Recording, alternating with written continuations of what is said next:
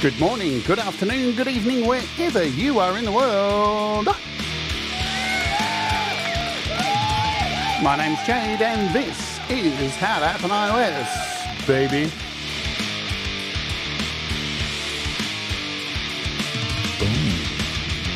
And today we are kicking off the Odd Couple Rant with my very special guest, Mike Enjo, and we are going to be talking about all the gear. So we're going to settle you in for some good mood, good times, by kicking off with a song by Mike and Susie called Just Go. Oh, yeah.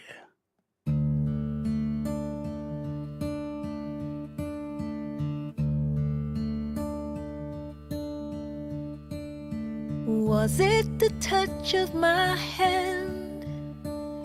Was it the way that I stand too close that kept you running? Was it the fear of my touch? Was I too near you too much, too soon, that kept you running?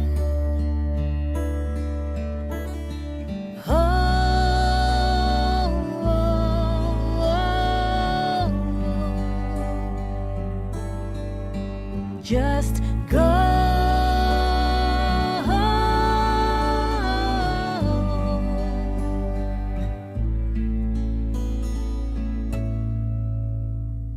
Was it the moment we shared? Was it the way that I dared to love that kept you running? I never noticed your feet. Was I too early, too near to know? It kept you running.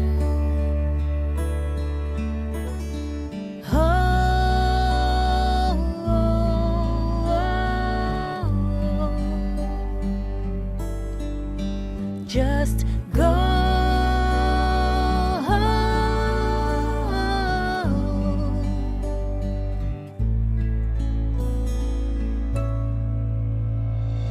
Please believe me, though you fear me, this is nothing new.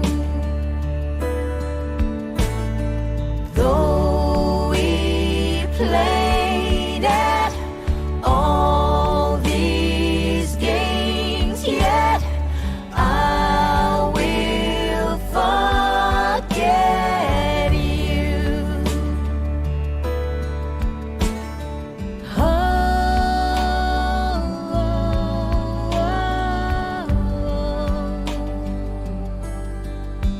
Just go.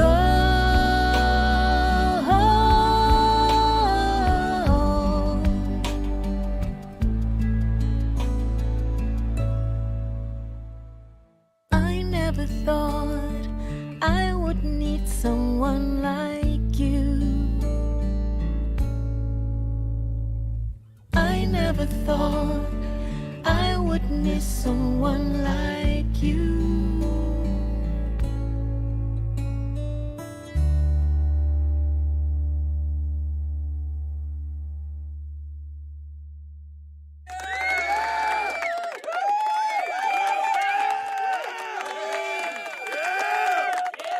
What a goddamn beautiful song, hey? Welcome to the show, everybody. I hope you're all doing good. My name's Jade. This is How to App on iOS. It's Friday morning here, almost my time off. And thank you to those who are here. Man, that song is just freaking beautiful. Can't get enough of it. Mike is super talented, and Susie's voice is just touch me. All right. We have this. So this is a brand new show that is a bi-monthly kind of thing, or monthly, it depends. We'll cover that a little bit later on, but I need to let you know that this show is also sponsored by our good friends at DistroKid. And let's get the ad out the way, my friends, because did you know if you sign up to DistroKid using my code, it's somewhere there. It's down over in the corner over there. It's in the description, distrokid.com/VIP/Jade Starr. You will get 7% off your first year. And why is that important? Because I want you to release your music and get it out there and get people listening to it. Even if people don't listen to it, guess what? It'll be right next to Madonna and Metallica and all those cool bands that you loved when you were growing up. And it's really, really cool just even to do that. But if you sign up for the very, very low price of $22.99 annually, you will get unlimited songs, unlimited lyrics to add to your songs, a Spotify check mark, create your royalty splits if you've got people you collaborate with, 21 free tools that help you reach more people, and that is wonderful. And there's a mobile app that works on iOS and Android, all the good stuff. You can even upload your music from your bloody phone. Can you believe that? We live in the future and it is amazing, and DistroKid helps you do all of that stuff. We'll hear a little bit more from our sponsor a little bit later. Thank you, DistroKid, and you know I'm going to do it, DistroKid. I always do it. I love you, DistroKid. Yeah, come over here, baby. Yeah. All right. Let's get into it. Thank you all for being here. We'll call you out soon, all my wonderful friends. Thanks, Thomas, for banging the links in. The super moderator, Thomas Christ. We're going to bring on my friend, and we'll tell you how this thing got going. I'll actually do it now before I bring him on. So me and Mike, we occasionally have these really short phone calls where we just catch up and shoot the breeze about music and how each other are going. And they're really short, I promise. They don't go for 6 hours. And we decided that maybe we should try and have some of these phone calls live and share the goodness that comes out in these things so you can understand what goes on in our cray-cray minds. So we're going to do that right now. Ladies and gentlemen, let's bring him on. He's the leader of this amazing channel called Creative Source, a super talented artist. Here he is, the one, the only. Let me get the applause queued up. It is my friend, Mike Enjo. Boom. Oh dear, oh dear. Oh, thanks, Jade. Thanks. What I was trying to psych myself up for here was like, don't be on camera, Mike. Don't be like your normal Creative Source. This is a phone call with Jade, right? Right, so right. I'm trying to like get rid of any sort of pretense. So I want to get this out of the way. Fuck. Yeah, fucking. Sorry. So, it's weird. I was like, I don't swear on my own channel. I'm like an American on the Graham Norton show, right? Who's just realised you can swear on TV for the first time, and they're so thrilled about it. So, yeah. So sorry to my fans who normally watch my channel and are like, oh, he's so nice and doesn't curse. Yeah, I was waiting. I was hoping you're going to come on and ask if people were doing well, but no, you've come on. Yeah, that's right. I was like, so I actually genuinely hope that people. I see people in the chat, and I generally hope you're well. But yeah, this. I've a day off today, so yeah. Right, so you don't give a shit. I don't give a shit. Awesome. Awesome. So yeah, so this began because we do have these chats and they do go for a little while, and it gets a little bit unfiltered because, you know, it's interesting. As YouTube content creators, you have a responsibility. And even me, like I've changed from the first time I started 4 years ago. I've learnt to, you know, button my mouth up and not be so full on. Where you, on the other hand, you're probably just a little more guarded. And this hopefully will bring us more to help both of us come to more of a middle ground.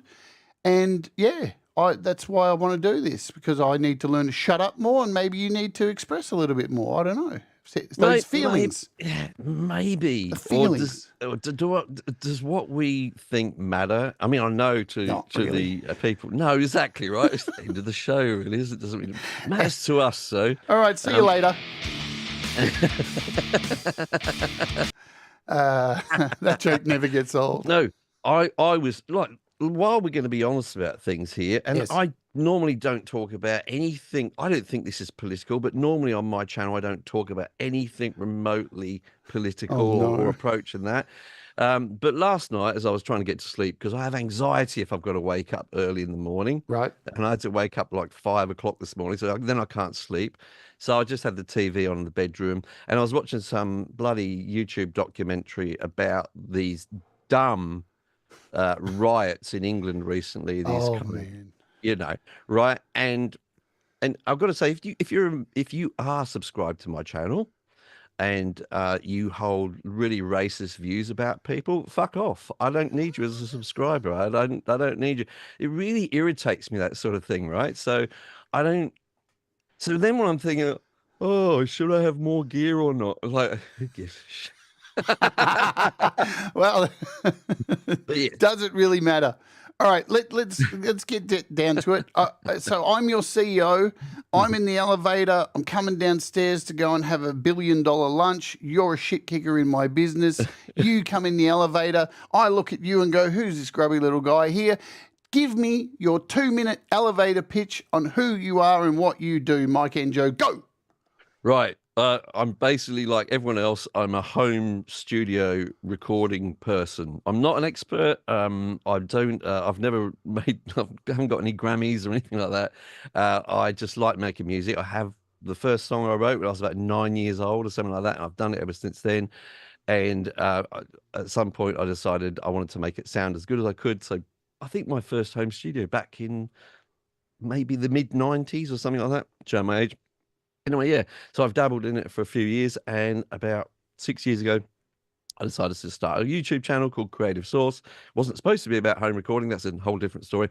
But it became it's a home recording studio. And basically I realized that I've gleaned at least some knowledge over the years, over the 30 or something years that I've been mucking around with this stuff. And I try and impart that knowledge to other people. And it became my job. And it's great. Love it. Lucky guy. I like the tone of your jib, and you can stay on the payroll. Good stuff. What about music? What about making music? Because you were like me. You're a bit of a busker. Oh gosh, yes. At the point that I started the channel, I was a busker. I had, like many people, I'd been in and out of normal jobs, you know, The 9 to 5 musician and all that. story. Yeah. So I've done it all. I was a nurse many years ago in the UK. I've worked in the corporate world, worked in IT quite a bit. So I seem to go in like maybe 6 or 7 year phases where I was, hey, maybe I'm about to go back to the corporate world now. So 6 or 7 year phases. But you know, sometimes you're the kind of person you just can't fit into a 9 to 5. It just doesn't work for you. And so I actually used to work for iiNet as a product manager there. And one day I was sitting in this glass building in Subiaco in Perth with my, not, we didn't wear suits, but, you know, my nice shirt and everything. And I was sitting around and I was thinking, I never experience any seasons in this place. It's always exactly 23 degrees.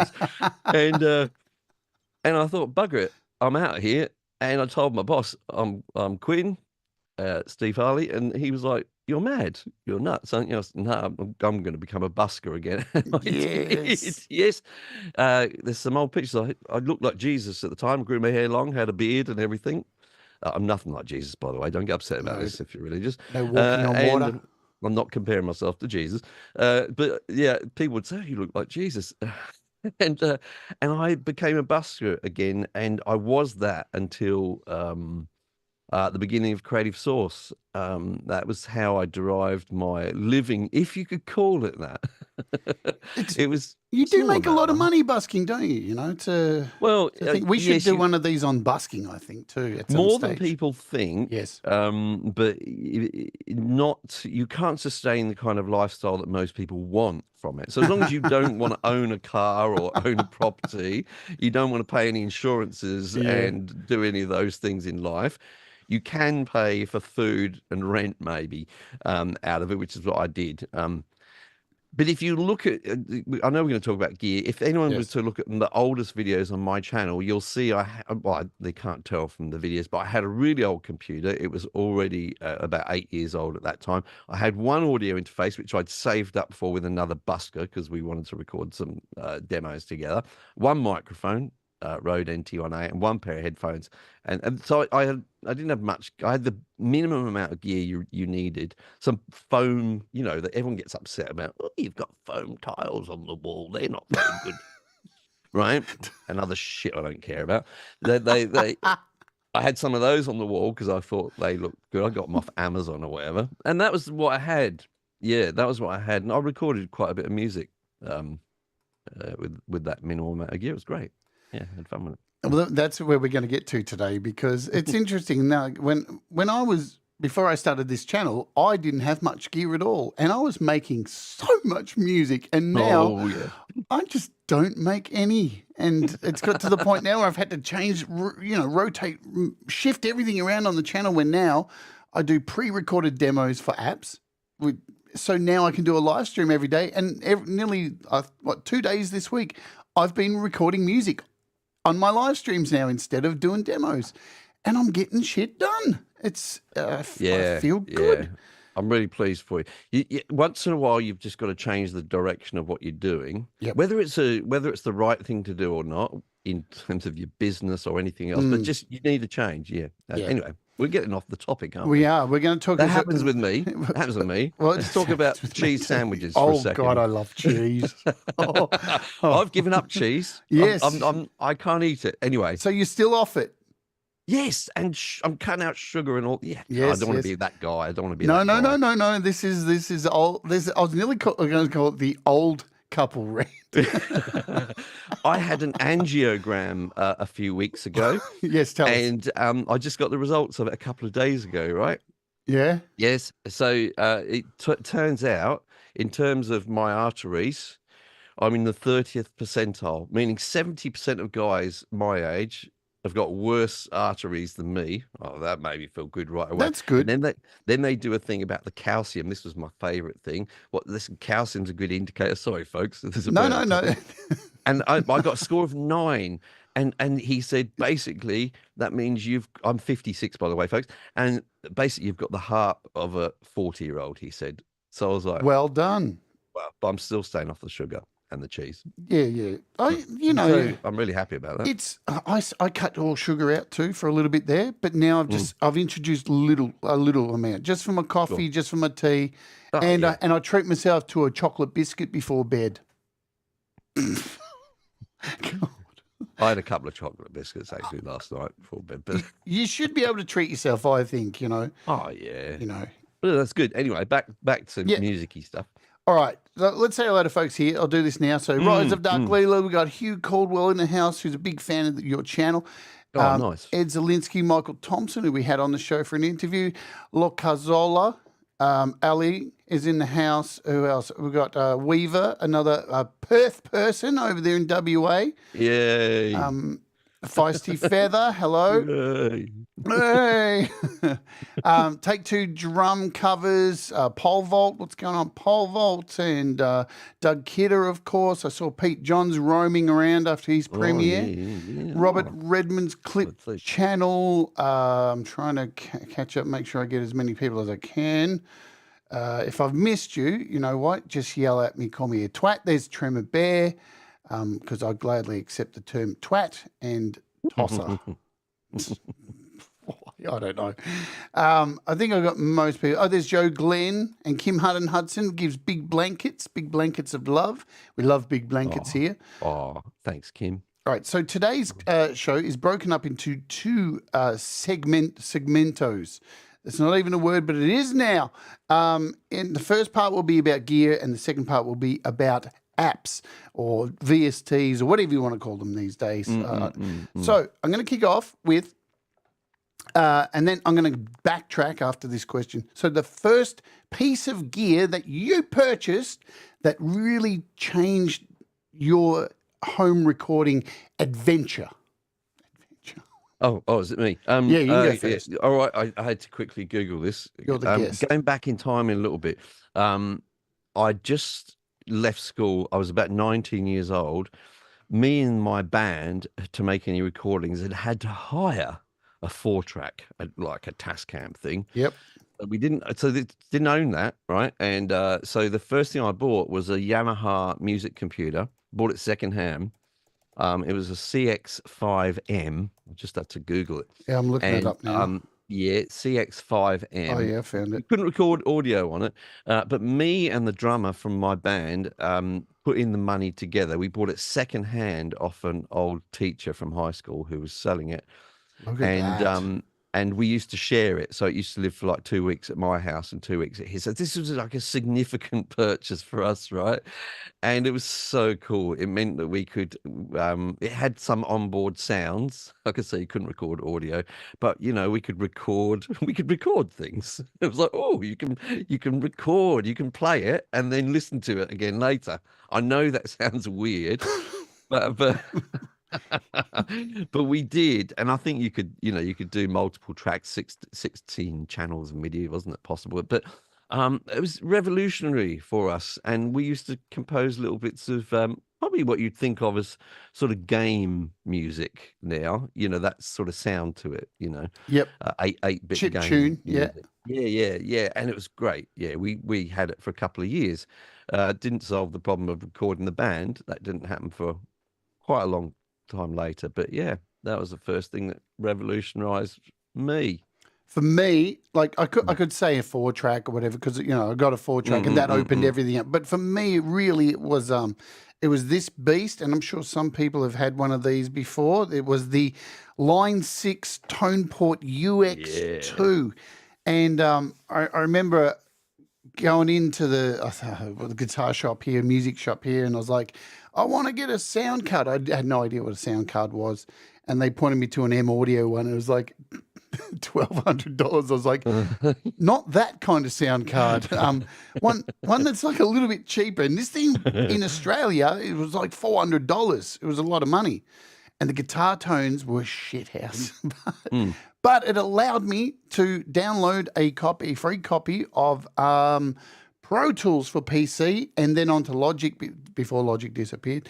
And I made my first Dread Circus album using this. So wow, that was really important for me, because that was, I'd spent years, Mike, of being in metal bands, and all my friends going, "But Jade, you can sing. Why do you waste your time yelling?" So this was that, those people who are like, "You've got such a good voice, you should go on Australian Idol." And it's like, fuck that. Pronunciate. Yeah. Look, it got me thinking about that, though, in terms of that proper audio recording. When I came back to Australia, I was born in Australia, but I came back as an adult. I was a busker then, and I decided I need to record a CD. To sell at my with my busking, which is great. And I didn't have a computer, couldn't afford one, but the girlfriend who I was shacking up with, she had a computer. She was at uni. So while she was at uni during the day, I got this program called Cakewalk. This was 1997. Don't know how I got hold of it, actually. Foreshadowing. Don't remember buying it, but anyhow, however I got hold of it, and no sound. Well, a Sound Blaster 16 sound card on there, right? Yeah, yeah. SB16 Creative Creative Labs, and I had to go to Kmart and buy one of those like the computer microphones. The grey, it was grey. Yeah. Everything to do with computers was grey then, and it was like a stick thing. Cost me like $12 or something, I remember. And I recorded my whole album with that and my really shitty guitar, and there were some virtual instruments on there at the time. Yeah, and I sold loads of copies of that. It was great. It made me loads of money. But that was how I recorded my first home recording studio album, I guess. No, there was one before that in England. But anyway. So you were like me, yeah? Like, I remember this period of time. So late 90s, early 2000s, I was in a bunch of bands at the time, FMC, Dread Circus. And man, it was like the sky was the limit. I had a computer. I had this sound card. I was able to burn CDs. Had a printer, and I could print up my covers, go to gigs, sell them for $5. It was like living large. You used to buy that thing. You remember it was like a disc thing, and you print the labels, and and there was such a bastard too. You'd be like, "Oh, this time I've got it right." Oh no, I've wasted another one. And they were so expensive. The paper from Officeworks was like, oh my God. I would go through the register and go, "Is this fucking gold? It's a bit of paper." I know they were. And the actual, I bought a Sony CD writer at the time. It cost me $550. There was a lot of busking went into that thing. Yeah, just for a little burner thing. Anyway. Yeah. I knew this Great was going to times. turn out to be a yelling at clouds show. That's why I love it. Those were the days when we had to struggle for our music. I remember when. It was brilliant. I wish we could go back to tape so we had to spend hours cutting things up So, with razor blades. man, it's funny. I did a demo of an app this week, which was a recreation of the original Dolby tape noise remover from 1965. Oh yeah, where it had an encoder and a decoder, and you know, this is the thing that it's called the John Lennon effect. Where the engineers had gone, you know what, we don't need the decoder. Let's just use the encoder because it's got a 4-band compressor, and all the Quincy Jones, Lennon, they all use this piece of gear, right? To you know, create this, all it was to add a bit of high end on their vocals to cut through, and people are still fucking using that piece of shit gear these days. It's like for authenticness, you know. All right, we've got to let go of this. We've got to let go of this. Everything in the past was better. I know it's some things definitely were, but yeah. Anyway, so I'm going to backtrack to the start of the show, that beautiful song that we played, because now we talked about this. Now you, before releasing that song, you did a video highlighting an incredible microphone to make that video. And this is going to lead into you're talking about getting gear and, you know, having an abundance of gear. So was that a planned thing that you were like, you know, I got this microphone, going to record this song around this microphone, or was it a kind of a I can tell by your little smile on your face. I think I may have mentioned the background of this to you. Yes. Of course. Yeah, God, I feel like I am on the Graham Norton show. All right. So God's honest truth about this video. So I have a relationship with Warm Audio. They've sent me some gear before. They're lovely. And I actually, they didn't send me that gear when it was released, bastards.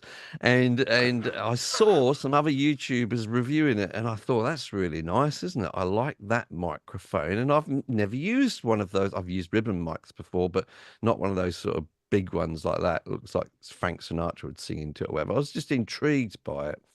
And I said to them, hey, you like that microphone? Is there a chance I could do that? And they said, yes, let us send that really, really heavy microphone to you from America. It probably cost more in postage than it did for the microphone. Anyway, so they sent it to me, and it came through. I opened it up, I thought, bloody hell, this is heavy. It's really heavy, right? I always get confused about how heavy it is. It might be 7 pounds, I think. Right? Wow. Yeah, it's heavy. So as soon as I put it on a microphone stand, the whole thing just nearly fell over, and I thought, this is going to be a disaster. I'm just going to ruin the bloody thing. So I thought, well, I have to buy microphones. I need one of those ones that you see in the studios that's, you know, hangs down, you know. So I looked that up, and they were like over $1,000 for one of the decent ones. You know, they're called Latch Lake. If anyone's never seen it, there's a company called Latch Lake, and they make these studio microphones. And it hangs down, you know, and they got counterweights on it. You know, I couldn't get that, so that was too expensive. I ended up, which I think is ridiculous anyway, having to buy a saucer microphone stand for in Australia, which is like a backwater for any specific sort of gear sometimes. Yeah. It cost me $350 anyway for a mic stand for it. Yeah, that was a cheap one. So I had to order that from bloody Melbourne, which is a million gazillion miles away from Perth. Came a few weeks later, and then a few other videos that I had to do came up, and it was like 6 or 7 or 8 weeks later, and I hadn't touched this microphone. I got it out of the box once. I thought, so then by the time I come to make the video, I think it's a bit of a waste of time now, isn't it? Because like everyone else has made really good video on it and highlighted how really sort of vintage it was. Now, as a YouTuber, you're thinking, what angle can I get? What angle can I go for? And I thought, look, reality is, it's nice that this sounds vintage, but I don't want to sound vintage most of the time. I want a bit of a modern edge to it. So can I just EQ the shit out of this thing and make it sound like a modern microphone? Which I think I did actually, but it turned out no one cared, because everyone in the comments was like, don't know if you made it more modern or not, but I love the song. And then I released the song the next day just as a separate video, and it got more views than the video about the microphone. So it says a lot, doesn't it? Like, yeah. Look, I love the video. I love the idea that you did that and took that microphone and created the song. But I was exactly the same. I was watching it going, I don't move off the microphone, but the proof is in the pudding because the song sounds fantastic. So I have two magic tricks that I can pull off. One, this is going to sound really arrogant, actually. But anyway, I'm going to say it anyway. Go for it. First of all, it's Susie's voice. She's a little. I've got that resource available to me. She's always saying to me, "Don't break up with me because you're not going to find anyone else to sing on this." All right, and the other thing is, how do I do this without sounding arrogant? Just be arrogant, like it doesn't matter. A good song. Like if you can demo a piece of equipment with a half decent song, it's sort of you're more than halfway there. Now not everyone's going to like the song, of course. People like different styles and all that sort of. But if you could just not have a shit song, demonstrate your stuff with, it's a long way there. Yeah, so it's great, and I'm lucky that I can write some songs. I don't have to rely on other artists' material or cover material or go through any of those sort of headaches that some YouTubers have to go through. So yeah, so she's great though. You just say to her, babe, I want you to sing these notes, da, da, da, da, da, da. And she goes, oh, do you mean da, da, da, da, da? I say, yeah, that's exactly what I mean. So press record and she sings it. And I go, we should probably do another couple of takes just in case. And she goes, okay then. And she sings like pretty perfectly most of the time. Right out of the bed. It really helps to have somebody who's a really good singer. I'm doing a rant on this week. I'm doing a rant on singing and music apps for vocals that people have somehow fallen into this idea that they help you. They will fix your vocal. Oh, because it's a thing, and like harmonizer apps or like these, and it's not. And I'm going to go on a rant about it because it pisses me off that people buy them and then go, "Oh, it's not making my vocals sound great." It's like that's not the problem. Learn to fucking sing. I'll let people into a little secret that I've learned about much more expensive microphones, or some of my experience of having much more expensive microphones. They don't make your voice sound better. If you've got a terrible voice, they make them sound worse. They reveal every single flaw that you've got going on. They pick them up so beautifully and accentuate it. So yeah, if you want to improve your vocal sound, get a cheap microphone. Learn to fucking sing. Well, yeah, you know what? Some people can't just do it anyway. I mean, I could rant about that, but yeah, carry on. Well, all right. So let's talk about gear. So as YouTubers, we receive gear. Well, we're sent stuff out, and the more popular you get as a YouTuber, the more subscribers.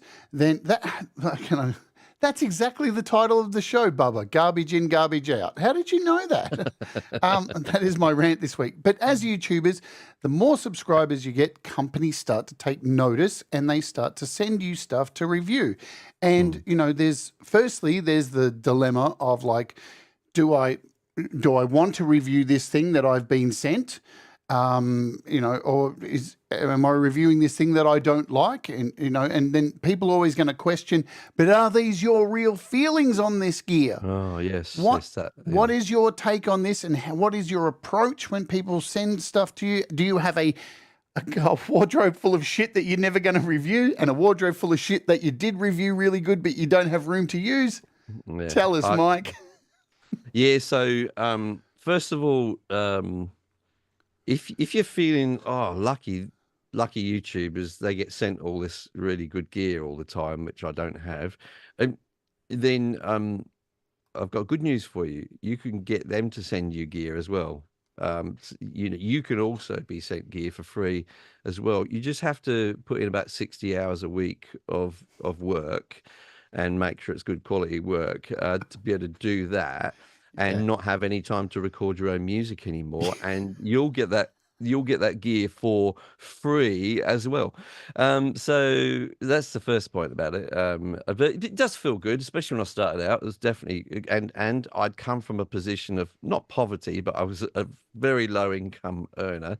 So there was a lot of things I couldn't afford before, and so it's nice to be sent it. It and this now sounds like a privileged sort of woeful story, get out the violins, but it does become a little bit of a burden to have the cupboard full of boxes of stuff which people are expecting you to take a look at and make a video. Now, I have very few occasions where people say you must make a video if I'm going to send you this gear. In fact, I don't think I've ever had that situation unless they're paying, of course, for the video. But you do tend to feel a little bit obligated, and that can feel like a bit of a burden at times. And that's a real thing, folks. That may sound weird to you, but yeah, it can really make you feel under pressure. But recently, in the last year or so, I've just begun to not care and go, if I don't have time to review it and it's in my cupboard, whatever. That's the risk they took when they sent it to me. In terms of honesty, I can't convince anyone whether I'm honest or not. It's up to you to decide that. Like, I could rant about it and say, "Oh, this is not fair," but I'm honest. Yep. That's as simple as I can say it. Whether you're going to believe, I could talk about it for hours, and people will still come to their own conclusions. So I've decided not to. I've thought about making videos about it, and I thought it's just so defensive to make a video like that. Yeah. And it's just like trying to please. You don't really change people's minds, I don't think, right? No. In a sense, you say to them, "Look, the reason that I'm really honest is this and this and this and this." At the end of it, they'll go, "Oh, listen to that wanker carrying on. He's a fake. He's a corporate shill." Like that. Whatever. Believe whatever you want to believe. I don't care. I'm just going. But look.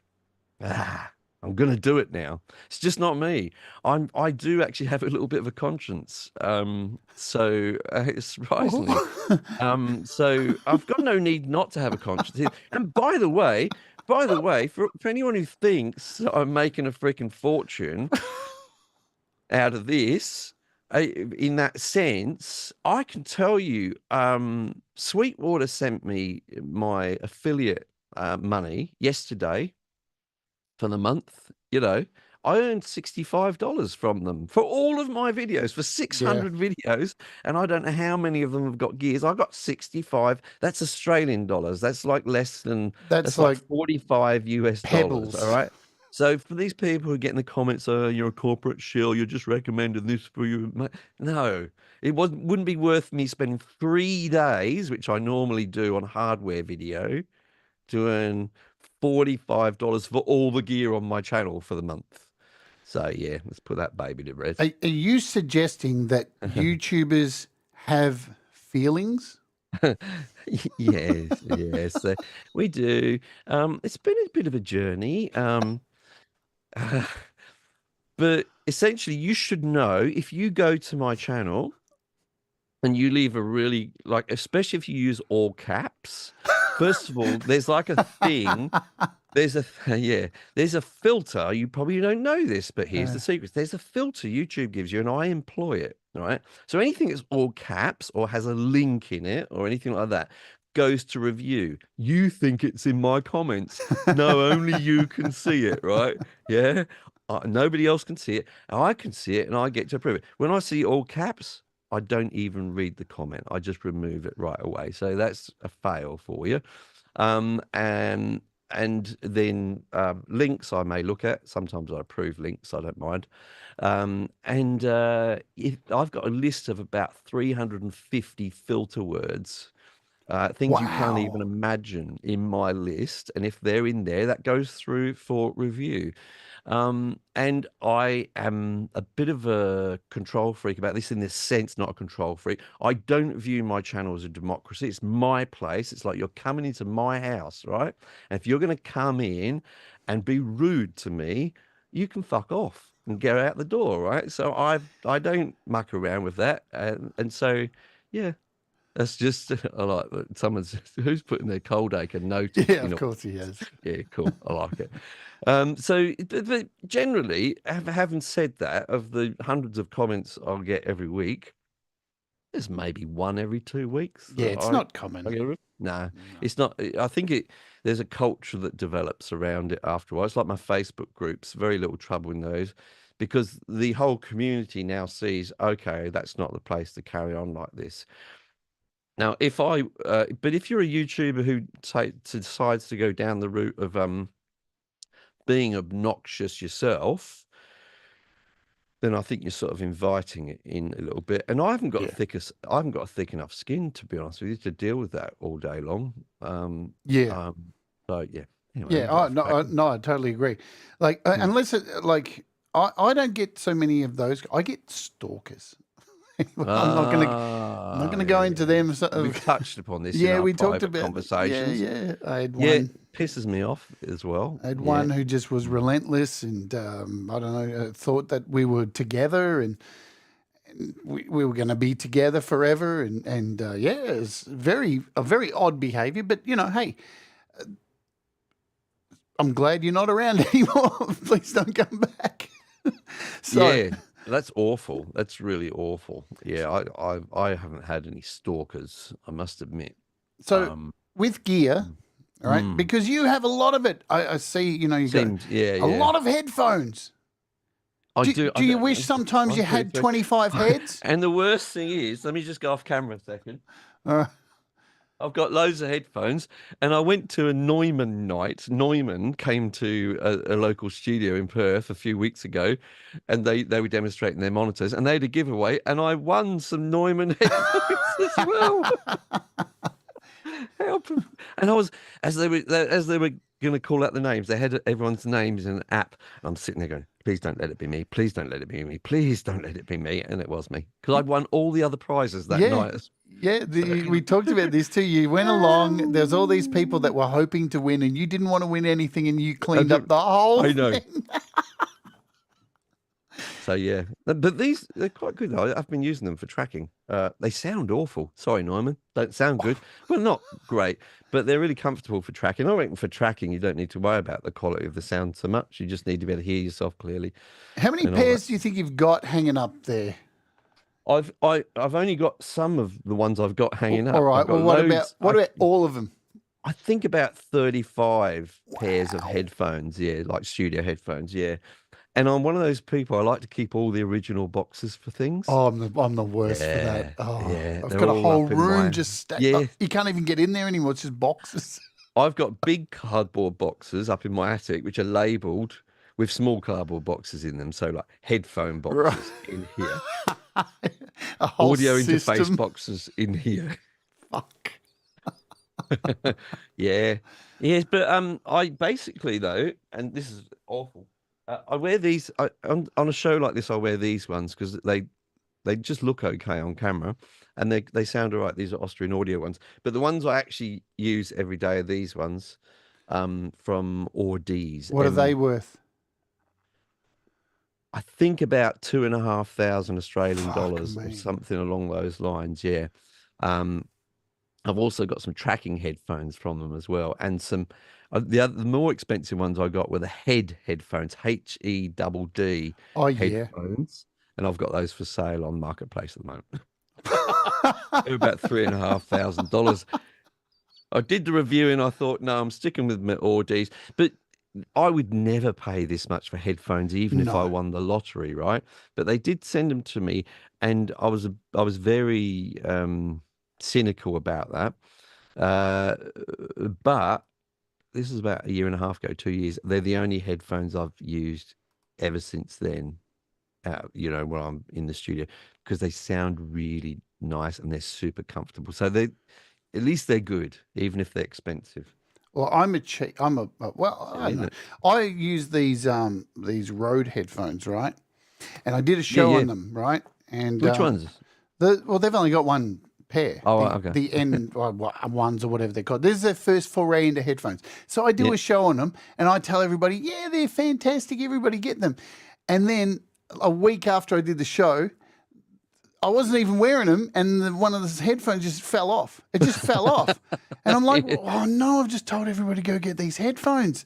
And so a few people got them, and one of them's in the crowd. Barry Glenn got them, Metalhead Hippie, Leela bought them. And every one of them, the same thing has happened. The thing has broken off. But here's the good part about it. Rode knew about it. So this first batch that went out, they knew about it, and they fixed the problem before like all the problems came in.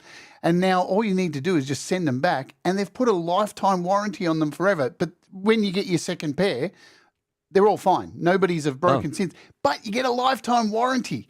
So I don't know if they're doing it for new ones, but yeah, so. All right, I'll match your story. with these Ordees ones, these good ones, right? As I say, I think it's look them up, 2,500. I think they are Australian, maybe 2,000. Anyway, they sent me 2 pairs by mistake. Oh, they sent me 2 pairs, and they didn't know they'd sent them to me. Right? Oh, that's nice. I don't know how that happened, but then I sort of hadn't realised at first, because I had lots of boxes, that they'd sent me 2 pairs. So there's lots of boxes of stuff in my hallway. Anyway, for these headphones, about 2 weeks after I got them, before I'd done the review, one of the sides fell off, just like yours, just completely fell off. I was using it, right? It just and broke. A bit of metal broke. So I let them know. I said, "Hey, your headphones, shit," and they were very embarrassed. So they sent me another pair. Right away. Got me within a few days. They sent them like express, and then I realised they'd sent me another pair by mistake. So now I had 3 pairs of these things, right? Oh, my God. One for spares. And so I let them know, and I said, you sent me another pair by mistake. I can't honestly keep them. And they said, oh, sure, we'll send TNT or whoever to come and pick them up. And they just never came. They just never came at all. Like 3-4 months later, they just didn't come. So I thought, I don't need 2 pairs of these things. I can't really sell them. So I just gave them to my cousin, Gary, who has a podcast on the paranormal. He didn't know what they were even. He doesn't know anything about and now I bet he's very happy with them. And he was very pleased. He was really pleased. I said, I've got a gift for you. I see he wears them on his podcast all the time. Yeah, so it's weird, isn't it? We've got people here. Tremor Bear loves the Bear Dynamics. Thomas Sennheiser HD 280s. They're beat up. Yes. Well, let's get to this, because, like, in your opinion, Mike, do you need to spend the thousands of dollars, or are we so far living in the future where, $150 stuff is going to be just enough for you to make good music? Yeah, no, you don't need to spend all that money at all. I do have people in the comments sometimes saying stupid stuff, though, like, well, I got my Kmart headphones for $30 10 years ago, and they're the best things ever. And anyway, why do you need to get good balances and good sound in your mixes? Everyone's listening on podcasts, whatever. Not podcasts. What am I saying? I sound like an old man now. I don't know. Earpods. Everyone's listening on earpods, so you just need some earpods to mix on. I don't believe that's true. I could go into it, but I one thing I can tell you about the better monitors that I've got and the headphones that I've got is that you do hear things sometimes with them that you haven't heard before, and other things, so I'd say it's probably more important to have perhaps a variation of things to listen on rather than super high quality. That's more useful. One of my favorite YouTubers, Venus Theory, brought a video out this week about his $8 shitbox. I love that video. That was a great video, and there was a lot of sense in it. And so the idea, folks, is that he had this $8 speaker that he got from a gas station, and it sounds really awful. Yeah, right, that kind of thing sounds really awful. And the basic premise being, if you make your mix sound good on that, it's going to sound good on anything, because it's so awful. Which is really what NS10s were like back in the day as well. And he alluded to that because anyway. Yeah, but I'm full for it. I have one of these too, so. I think I got this. I bought a shitty Windows Nokia phone, and this came free with it. And it's this little Bluetooth speaker, and I keep it under my desk because I don't have a car. So this is the nearest thing to that car radio. You throw your mix on here and just go, oh, listen to that. That sounds good. sounds good on this, you're going to be Yeah, right. yeah. Yeah. I do obviously my studio monitors. I've still got my old whatever they are, I don't care what they are. Creative Labs speakers from my computer speakers. They're in the wrong place and everything, but they're like a computer gaming monitor thing. And I have a listen through those. They sound completely different to my studio monitors. I have a Bose speaker, which is like bassy as hell, hyped bass in my bedroom. If the bass sounds okay on that, it sounds fine everywhere. And I listen through like the speaker on my phone as well. I just put that in the kitchen and I have that playing.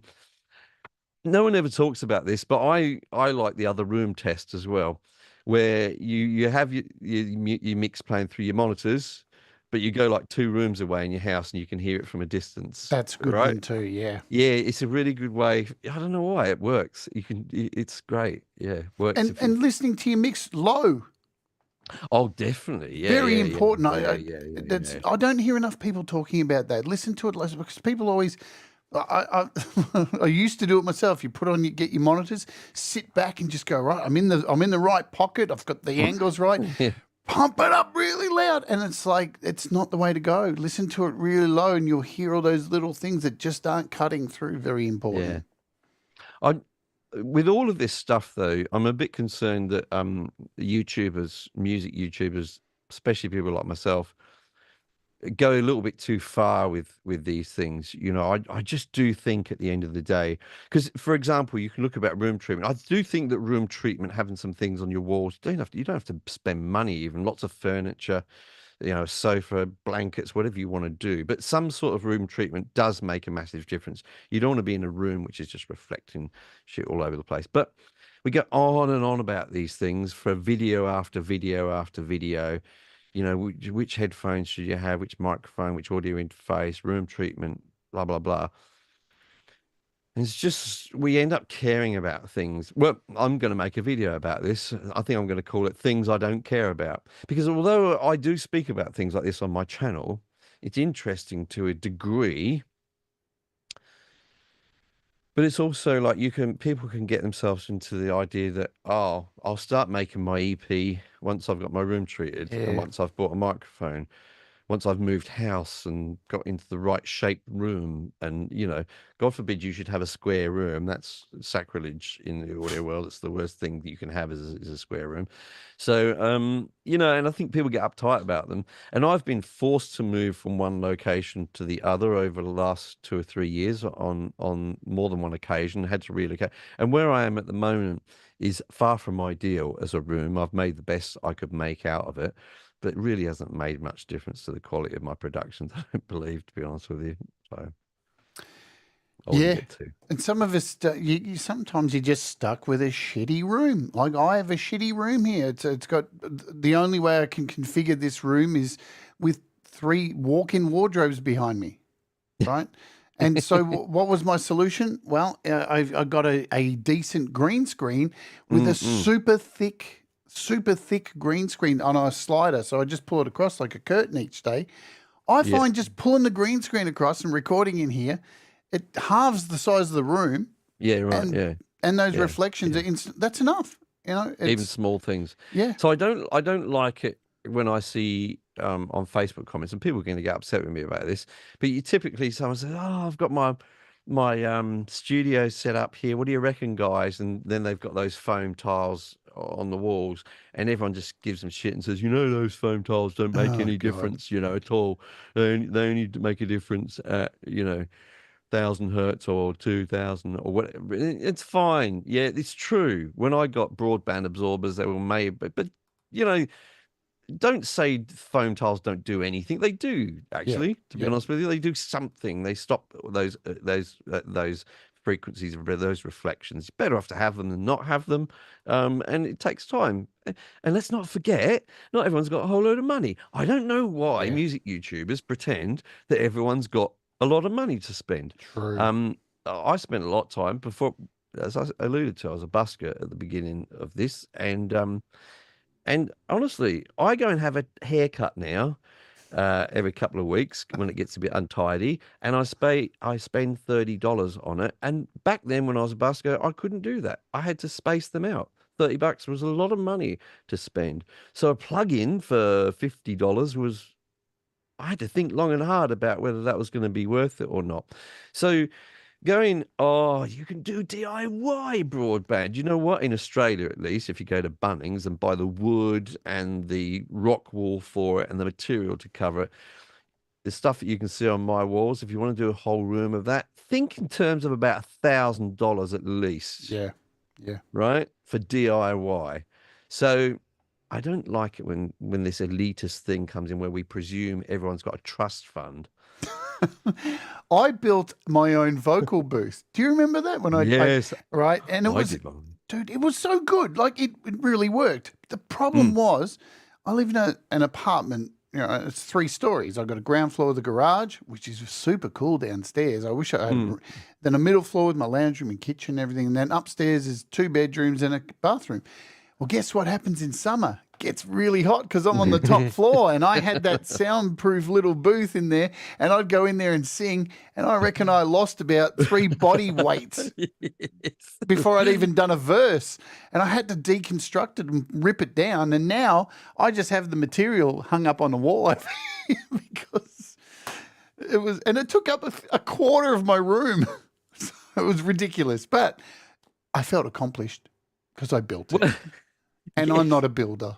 I am a builder. Many years ago, when I was living, I had quite a big sort of home studio, and me and a friend decided we'd build a proper, like, not just a vocal booth. It was a room within a room that we built, because I wanted to be able to sit in there and play guitar and have space around me and not be cramped. So we didn't know what we were doing, and all built at Bunnings. By the way, if you're not from Australia, Bunnings is just like a DIY store. And so, look, long story short, it had a proper door. It had its own electricity in there. It had all kinds of connections, you know, permanently in there. It took us months to build it. It cost $3,000 to build it in total. And when you got in there, it was very weird. You clap, and there was no reflections whatsoever. So a clap sounds like that when you've got no reflections, because all the sound of a clap. Anyway, and it was weird, but it was awful. It was, you need a little bit of reflections. You do. If you deaden everything, it sounds a bit. I know everyone thinks, oh well, that's okay, it's dead. I'll just add like reverb and stuff to it in the mix. Well, yes, but it's not quite as good as a slightly lively sound to a voice or a guitar or whatever. We digress, but what a waste of money that was. I sold it to a guy for about $2,500. Good old handball. What would we do without the old handball? When I was selling it, I was telling him how good it was. So yeah, maybe I am a liar after all. It's amazing. I think I'd have got rid of that piece of shit. I go downstairs every day and there's all these PVC pipes just scattered down in my garage. I'm like, there's the remnants of my vocal booth. Anything you have to set up though is a pain in the ass, isn't it? Yep. Right? Anything you have to put together or set these days. If I think I've got some time on Sunday, I'll record a song, and I think, well, the first thing is I'll have to set up a mic stand and put a mic on it. My heart sinks already. My heart sinks. I think, oh God, I've got to go and get a microphone from the cupboard. Oh, put it on the mic stand. Then I'm going to have to find a cable, plug it in, set up a level. So I think I've got better things to do. I should get out for a walk. If I had to say right now to you, give me 5, because I'm a firm believer in this, the theory of 5. If you can die with 5 friends that you trust, you have lived a fucking amazing life. So let's move that to gear. If right now you had to pick off the top of your head 5 pieces of gear that you can't live without, right? What would they be? Oh, can't live without. Well, Jeez. You know, I'm being. If you're saying my I'm being favorite dramatic. I'm being dramatic for right, YouTube thing.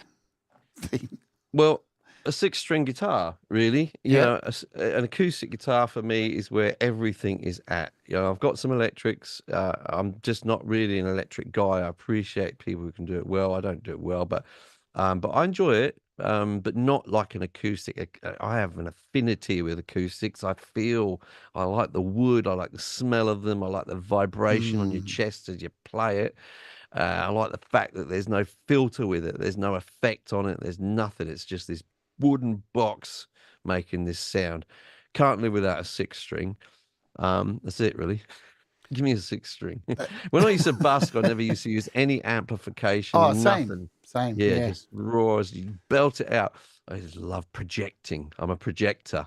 And finding a Yeah. spot to busk where like here I was Flinders Street Station for like Yeah. 5 years, every Mm, Friday and Saturday night from 7 till midnight because you get the footy crowds. Oh mm, man, mm. that tunnel down there. Oh, I'd get down there, my voice would just boom right up and down. People would hear from the end of the corridor, and Great. they'd Yeah. already have their money ready, you know. Oh, I have naturally a voice that projects pretty loud. In fact, it's annoying because when I get in the studio, I have to not do that because it doesn't work into a microphone, right? In the same way, at least. But yes. anyway, I was in Flinders Street Station once with my brother. We were busking, and I'm in the middle of one of the tunnels. You could right smack bang in the middle. And it's just one of the powers of being on the street. You have to learn a few tricks and things, Yes. right? When you spend a few years out there.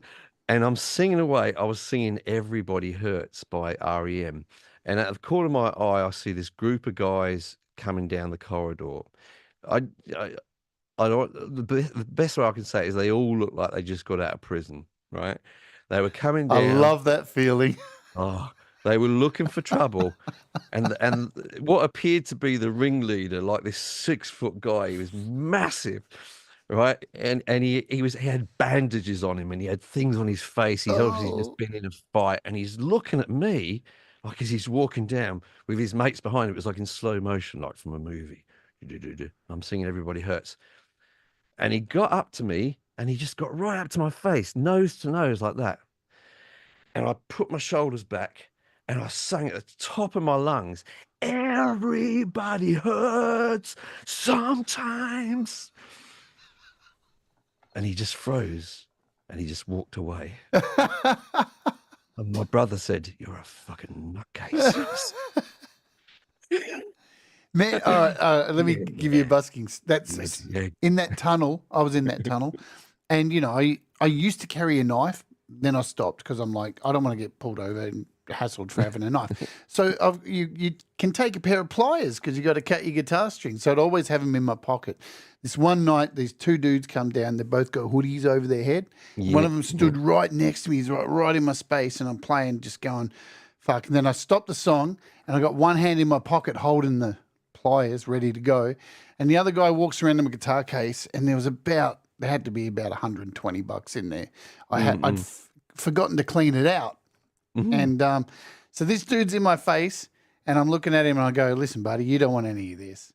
And meanwhile, this dude just grabs the whole case and just picks it up and starts running out the runs, tunnel. yeah. And this dude, I just pull the pliers out and just go, I just start stabbing him with the pliers. And he's going, "Leave me alone, leave me alone." And luckily enough, as the guy got to the stairs to run up, there happened to be a whole bunch of Maoris just coming down the stairs. And one of them just clotheslined the guy. And he flipped in the air. All the money went everywhere. And Oh, people, wow. no shit, were like getting all the money and putting it all back in the case for me. And the cops came, and that dude I stabbed with the pliers was like, "I got stabbed with the pliers." And because pliers, they're not really sharp, there were no real marks on him. So I was just like, "What pliers? What do you mean?" Busking, That's man. hilarious. It's a nightmare if that kind of it's very scary because, you know. Can be, yeah. I didn't have too much over the years. Mate, busking was sometimes a way of reminding myself that there were good people in the world, actually. Yes. You know, you can watch a lot of TV and YouTube and all that and feel like the world's full of nutcases. But, you know, I do still have a pretty firm belief that about 96% of people, sounds like a survey, doesn't it? Are actually have a decent heart, you know, and are pretty good. And I got a lot of love when I was busking. But you know, there are some people, of course, who, you know, they're affected perhaps by substances they're using, or they might be in the middle of an episode in their life where they're not altogether in a good space, you know. and a lot of those people are out in the street and on public transport, you know, Yeah. and the so problem is with more homelessness, you've got people who understand that there's kind people out there. So they actually work in groups now and will cover a circuit, get as much money as they can, then they'll meet up and pool their money. So you start to notice, oh shit, I'm in competition with people just asking for money. yeah, And they'll notice that you come down there every week and you're making good money. So they'll start loitering at the end of each side of the tunnel. yeah, they do, Cutting yeah. people off before they I get know. to you. And it's like, hey, get off my lawn. You. It's my money. Yeah. But I did all right with it. I mean, you know, and then you don't some days. It's a hard thing, busking. It's a hard thing. You have to keep your voice in good shape. You know, your voice is your tool, and if that breaks, then you're going to starve. So we'll come back in a minute. I need to run an ad. Let's do I'll run this ad and then we'll come back, folks. So we have to hear from our sponsor. Let me do this and we'll be back just in a moment. Okay, cool. Let's hear from our sponsor. Boom. This presentation is proudly sponsored by DistroKid. Introducing DistroKid, your ultimate music distribution solution. For just $29.99 a year, DistroKid empowers you to release unlimited tracks on all major music platforms worldwide, including Spotify, Apple Music, TikTok, and so many more. Plus, use my link distrokid.com/VIP/Jade and get 7% off your first year. You'll also keep 100% of your royalties and gain access to valuable tools like instant verification on Spotify and detailed revenue analytics. Don't let your music go unheard. Join DistroKid today and take your music career to the next level. Thank you, DistroKid, for sponsoring today's presentation. Yes, indeed. Thank you, DistroKid. We love you so very much. So you've given us a guitar. That's it? Yeah, that's it. In terms of my 5 favorite things in my studio, let's do it like that. Let's frame it like that. First of all, my guitar. Yes. It's wonderful. One. I don't deserve it. I love Taylor guitars. I've got 3 of them and they're all lovely. But my main one, which is, it's not in the camera, but it doesn't matter, is an 814, which is like their big baby. And yeah, I love it. It's a very expensive guitar, but it's for a reason. I just love it. It doesn't sound the best. Oh no, it's not the best sounding guitar, but to play it is whoa. Anyway, that my keyboard, my Arturia Keylab 88. I know it sounds beautiful. It's just it's a fantastic tool. Again, I didn't get it sent to me by Arturia in terms of a gift, by the way. I bought it about 3 years ago, and it was one of the best purchases I've made because I do play quite a bit of MIDI stuff as well on my songs, and to have the tool at your fingertips, which just performs in the way you want it to, love it. That's really good. Yes, I do have a U87 Doug Kidder, and they're great microphones. And I bought that. Neumann don't send me microphones, and I'm really, really lucky. Really lucky that first of all, that's a tax deduction because it's a piece of equipment that I use in my business. Indeed. And that was a bit weird. Shall I tell the story of that, Jade? Yes. Yes. Okay. So I get sent microphones all the time.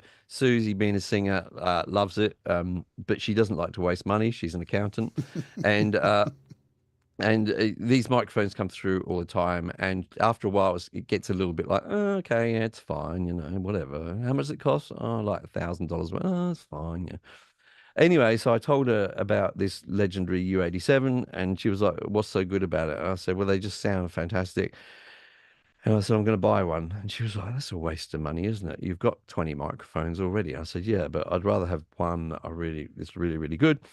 And I'd already bought an AKG C414, which she hated, right? Which is a legendary microphone. She hated it. I hate singing through this microphone. I much prefer one of these really cheap ones, right?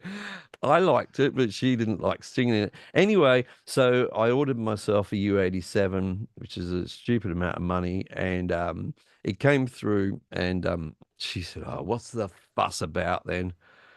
You're wasting your money on this gear, you know. So let me listen to it then." She was really like that, you know. because Susie can be like that. and, uh, Oh, be and careful. yeah. So I set it up in the studio. She said, "Let's have a listen." And set it up. I put on one of the tracks, that we were working on at the time, and she sung in it, stuck the headphones on, sung into it, and she got about a couple of lines in. She said, "Stop, stop," and I thought, "Here we go." And she said, "I never want to sing into any other microphone ever again." She said, "This is Wow. wonderful." She said, "It's just such an amazing experience to just sing into this." Yeah. So whenever we sing together, she always gets the U87. Right? So yeah, so it sort of proved its worth. And I've got to say that it is a pleasure. But as I alluded to earlier, it reveals everything that sucks about your voice as well. Yes. So, which is maybe a good thing because it teaches you to think about all kinds of tiny details about your singing, when you're going to breathe. You do have to use. People talk about mic technique, don't they, in terms of live performance? Back away. But really, if you can get a bit of mic technique going on in the studio as well, it's a big bonus. Can be just sometimes singing off to the side, or Absolutely. understanding the proximity effect and using it to your advantage for different tones and all sorts of things like that. But anyway, yeah. I only got 3 so far, didn't I? Guitar. No, let me go Yes. quickly. Oh, bugger. Um, the other guitars. I can't think of The other anything. I'm not. guitars. I'm just not really attached. Oh, the bass actually. Yeah, I picked up not a American Fender bass, but I picked up a Mexican Fender jazz bass. I didn't have a bass guitar when I started the channel. I used to do lots of virtual bass. I had this conversation with you the other day. We did. Bought an Ibanez Geo, which was really, really good.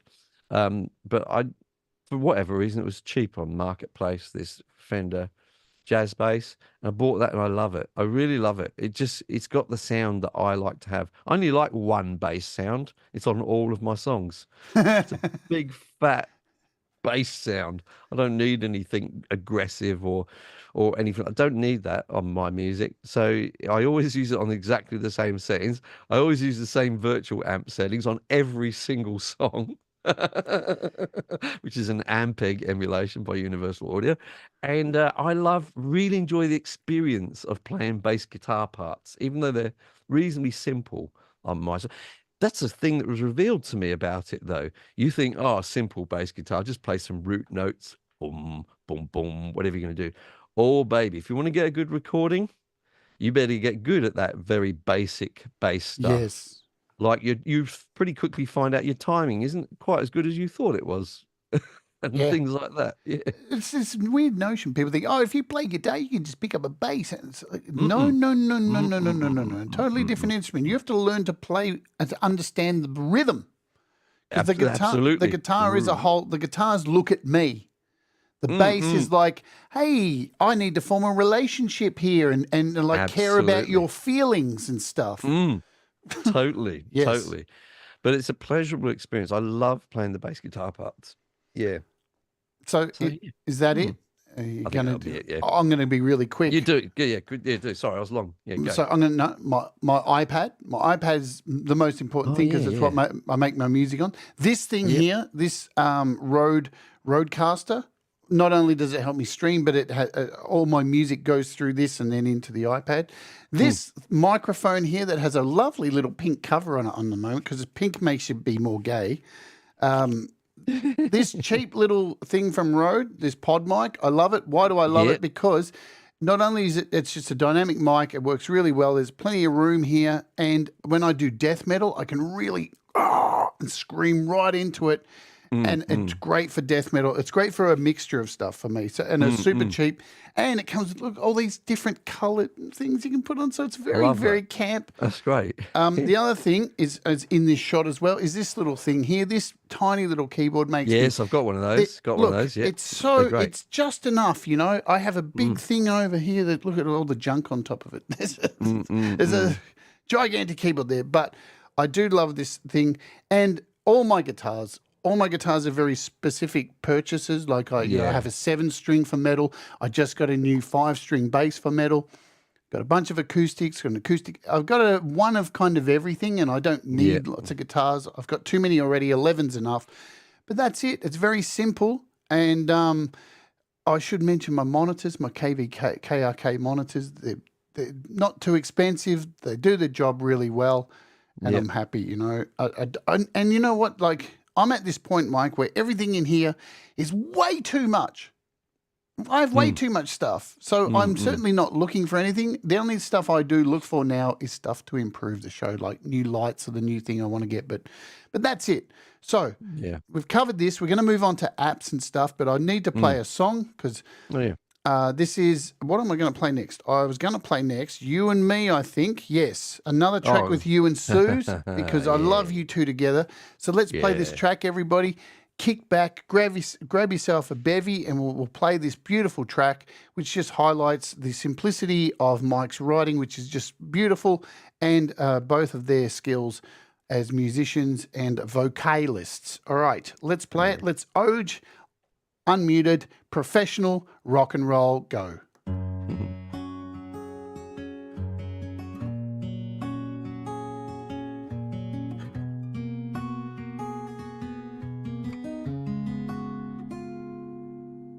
I know that it's impossible for a mortal soul like me to cross whatever separates, to cross what we can see.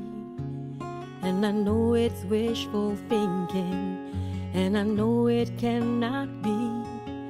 And I know I'll never feel you laying close to me. But can I try? Can I dream? Can I cross those boundaries? And I would fall to my knees, and I would crawl what's in between you and me.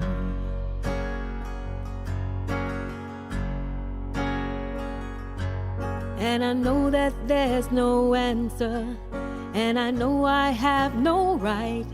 I know that there's a darkness with every single light. And please forgive me the wishes of a fool. You know I'm sick of playing by the rules. So can I try? Can I dream? Can I cross what's in between? And I would fall to my knees, and I would crawl what's in between you and me. Cannot be. I can understand the answers that I seek, and I would fall to my knees, you and me. But can I try? Can I dream? Can I cross those boundaries? And I would fall to my knees, and I would crawl what's in between you and me.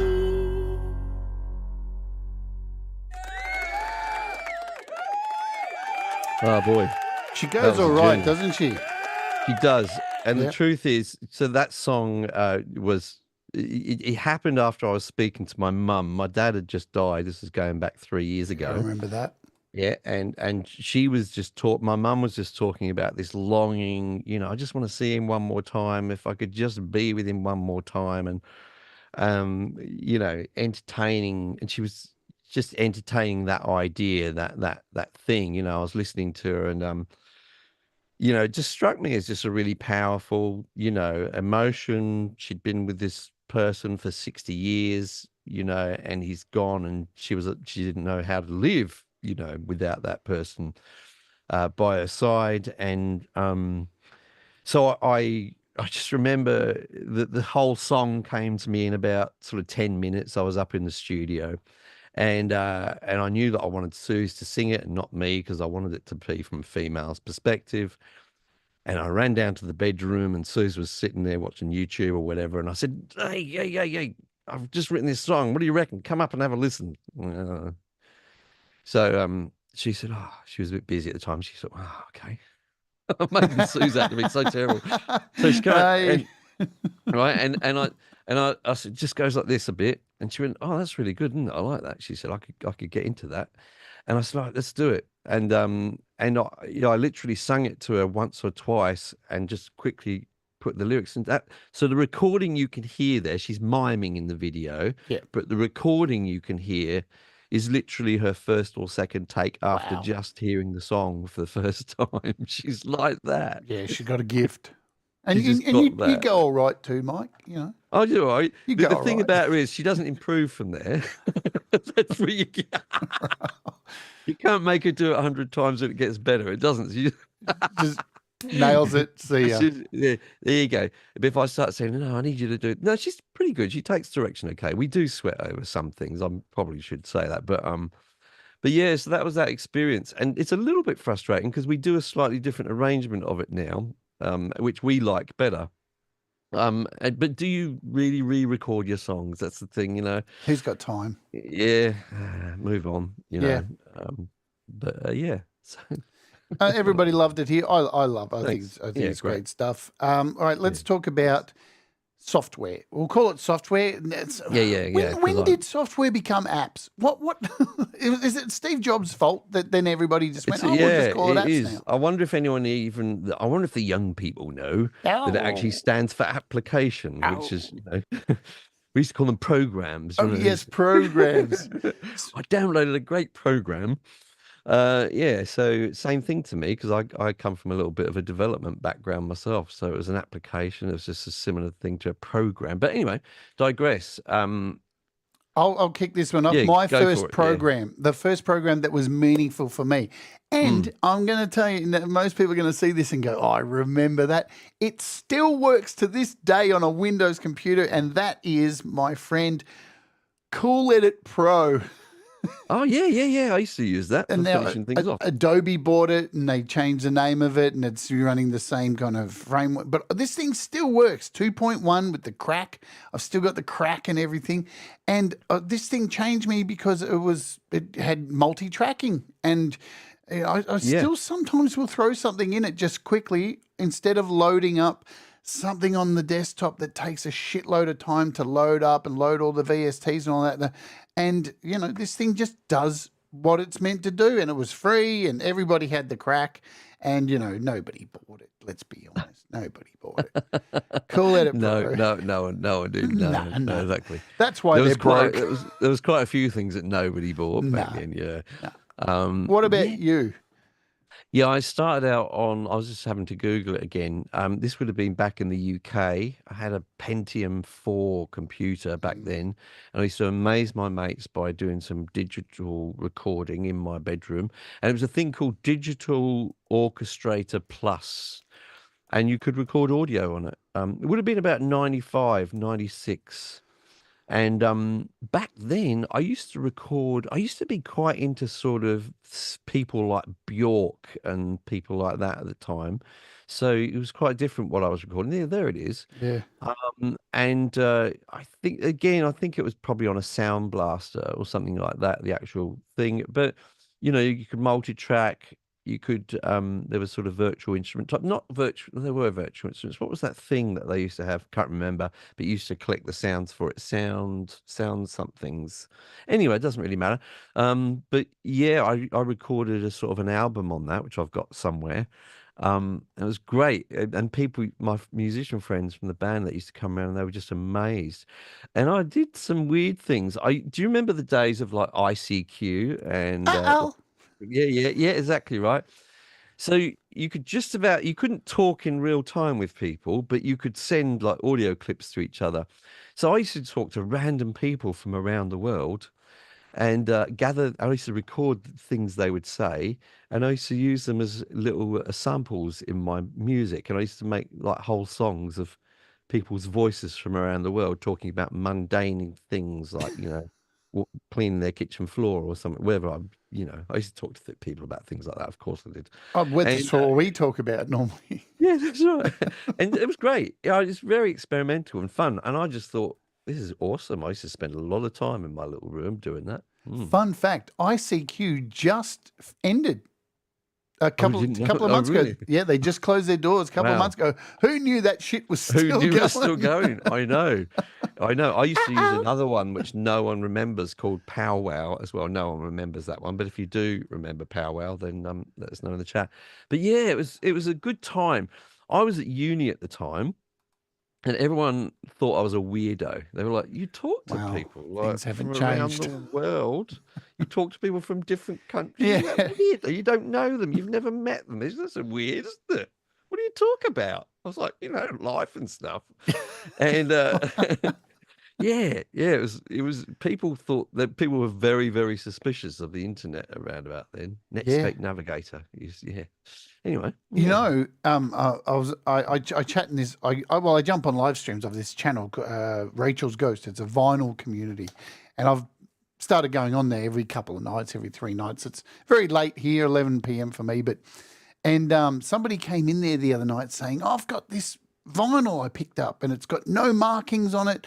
It's just got this cover that's white and this photo that's on here, and I don't know what it is." And everyone was trying to look it up, and this one woman found it in 5 minutes because she still has installed on her computer old Netscape. Speaking of Netscape, and because of the indexing, it hasn't never updated to index Google. She was able to find it in an instant. Who knew you could use old things like that to find? There is a website, isn't there, where you can look at old Wayback Machine. Yeah, Wayback Machine. Yeah, I sometimes use that for some cakewalk content I've done. But yes, it was a wonderful time. Really great time. It was a lot hard though. It was a lot harder than it is now. So we do, as Pete Johns often says, we live in the future, and he's right. We do. It's great now. So should we get into a whole conversation about whether music is soulless or not now? No, let's not. Let's leave that for another. We'll save that because next month, folks, we're going to be talking about songwriting, because it will be Songtember, and that's going to get into, I think, the whole how soulless music is, and the way people write music. I never get to talk about songwriting on my channel, or I don't talk about it on my channel, and it's really what I love. It's the thing that I just love, and I've done since I was a kid. And I've got no advice to offer on it. I guess that's why I don't talk about it. I don't know how you advise someone about writing songs. It's a tricky one. Yeah, I guess just talking about your process, I guess, can help people, because your process isn't necessarily going to be the right process ever. No, ever. But certain things you may do may help somebody who is like stuck when people talk about. The classic one is, do you write lyrics first or then the music? God, I just sort of go, well, it all sort of evolves at the same time, kind of thing for me. Yeah, if you're stuck on that, maybe you should take up plumbing. That's right. I mean, first of all, it's like an idea that I'm inspired by. I mean, the example that I used just then about my dad's passing in the conversation with my mum.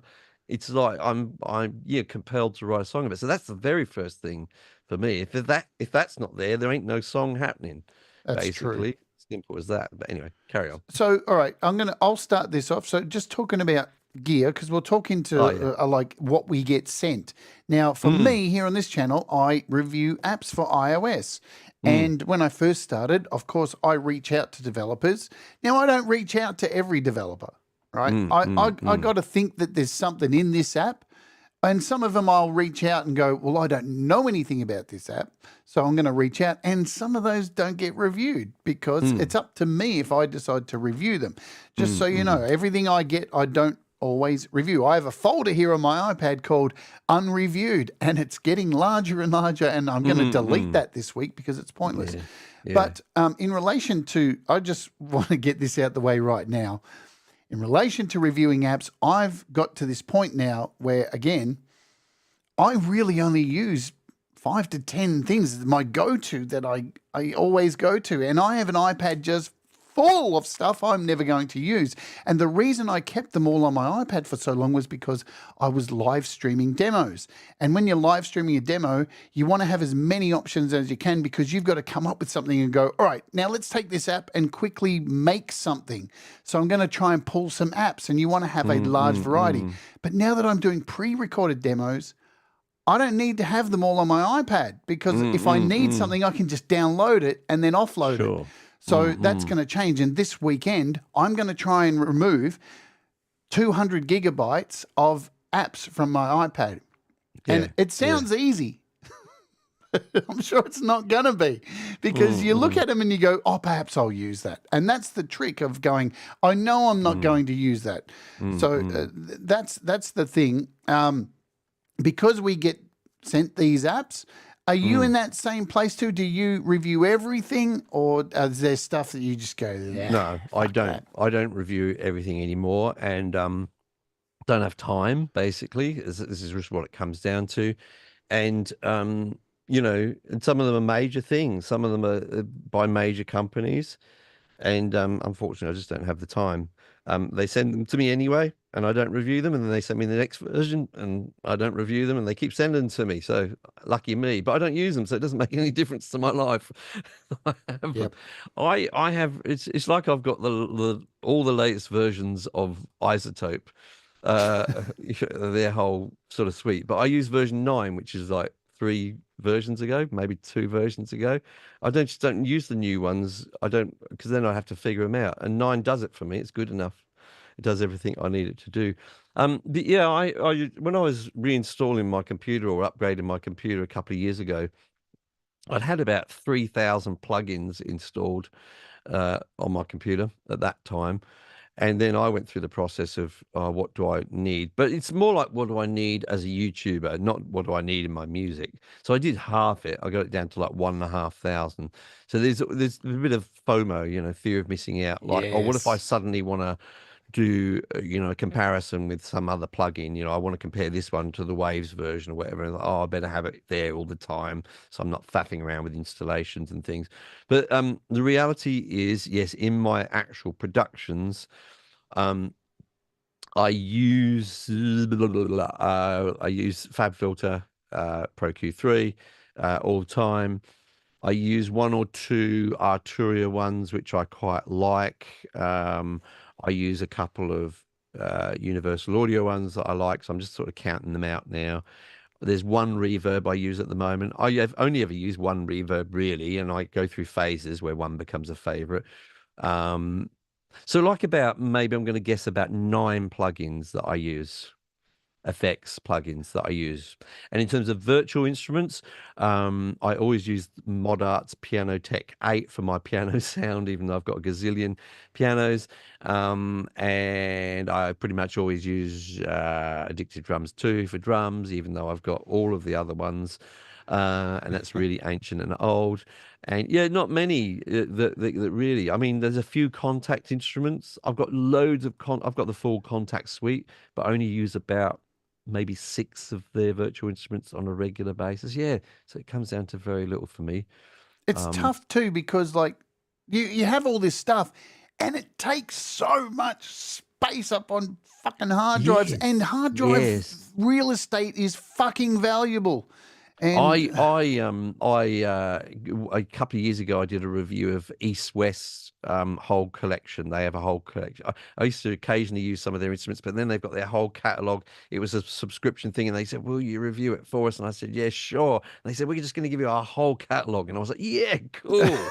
Everything. I mean, there's so many things in there, right? Yeah. And then I realized it was so many terabytes of stuff. I had to go and buy a new SSD to store it on, and it took me freaking 5 days to download the whole thing because I thought, well, I have to do this review and I don't know which ones I'm actually going to do. It might be a bit spiritual. I'll just get everything and it'll all be there for me. It's not there anymore, I tell you. I got rid of that ages ago. People love it.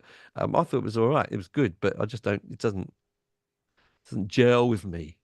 Pete brings this up, mental space as well, because this is a thing too. You can have all these apps and you get ready to record something and you got an idea and then you get everything set up. You got all your mics, everything's ready to go. Yeah. And then you start trolling through the stuff and you're like, oh, and the panic attack sets in, and then all that enthusiasm's fucking gone and you lose that spark.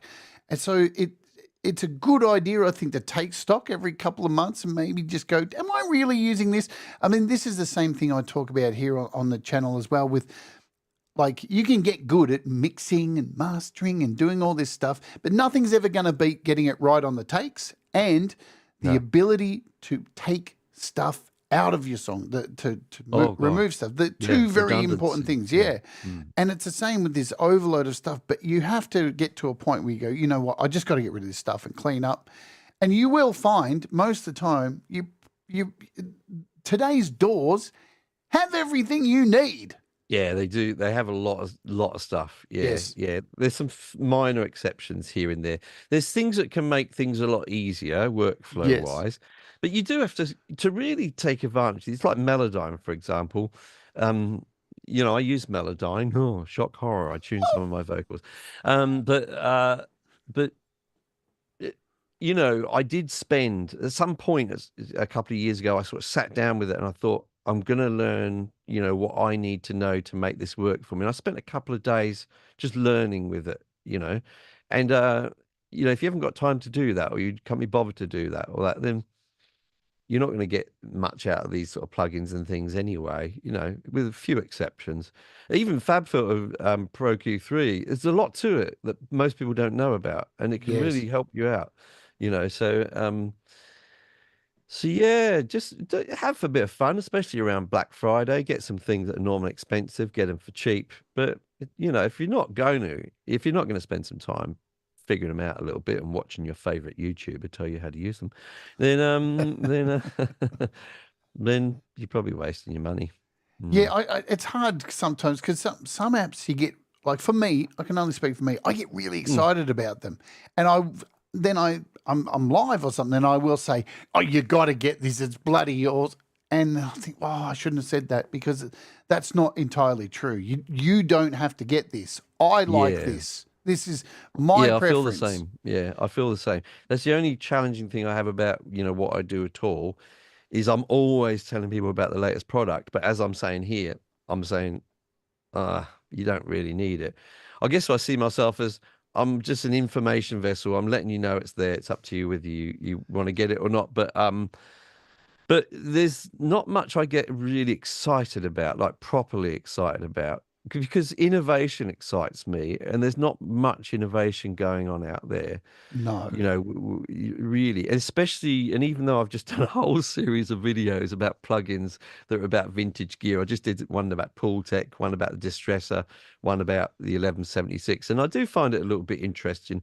And my idea is to say to people, if you happen to have this, you probably don't know how to use it, like most of us, and I'm going to teach you how to use it, right? And usually you find out things about is that people will say in the comments, like, I've used 1176 for years, I didn't know that did that, you know. So I enjoy that process for me, but the reality is it's not very innovative that we keep going back to, how do we make things sound like 1976 all the time, you know. I really, you know, I'd rather, especially, I mean, I'm an old fart now, but I'd rather see young people make their own sound with their own plugins and their own gear, and that's what I'd like to see young people do, not try and create the sounds that people even before me were making, you know. That's ridiculous. Really, it's weird because, like, you know, I never thought I would be in the position where I have an influence on what people get, you know, whatever you say. I hate the word influencer, but and there's a responsibility that comes with it, definitely a responsibility. But the thing is, and I always feel guilty when I say this and a developer comes to a live stream and their app is being demoed, and at the end I go, but remember, apps aren't Pokemon. You don't need to collect them all. I'm like, oh, I hope they're not getting offended by this, but it's true, because the real skill is honing in on the song. The song. It is the most important thing. Yeah, and apps can be super handy to enhance an already good song. That is the most important thing. If I could preach on that, you'll often hear like mastering engineers and stuff say, if they're humble, oh, it's not about me. No one should know it's about me. I'm here to serve the artist, and I believe that's true. And also, mix engineers can be like that as well. It's not about them. It's about what the artist needs or what the artist wants from their sound. Well, I actually think that you go further than with that. If you're the artist, you're there to serve the song. It's not about you. It's to me, it's the song. I'm a bit of a purist on that. Some people may disagree, but certainly it's great to see great performers, and that's really enjoyable. But I just love the story. I love the story of the song and the fact that music conveys that in a way that we don't with other methods of storytelling.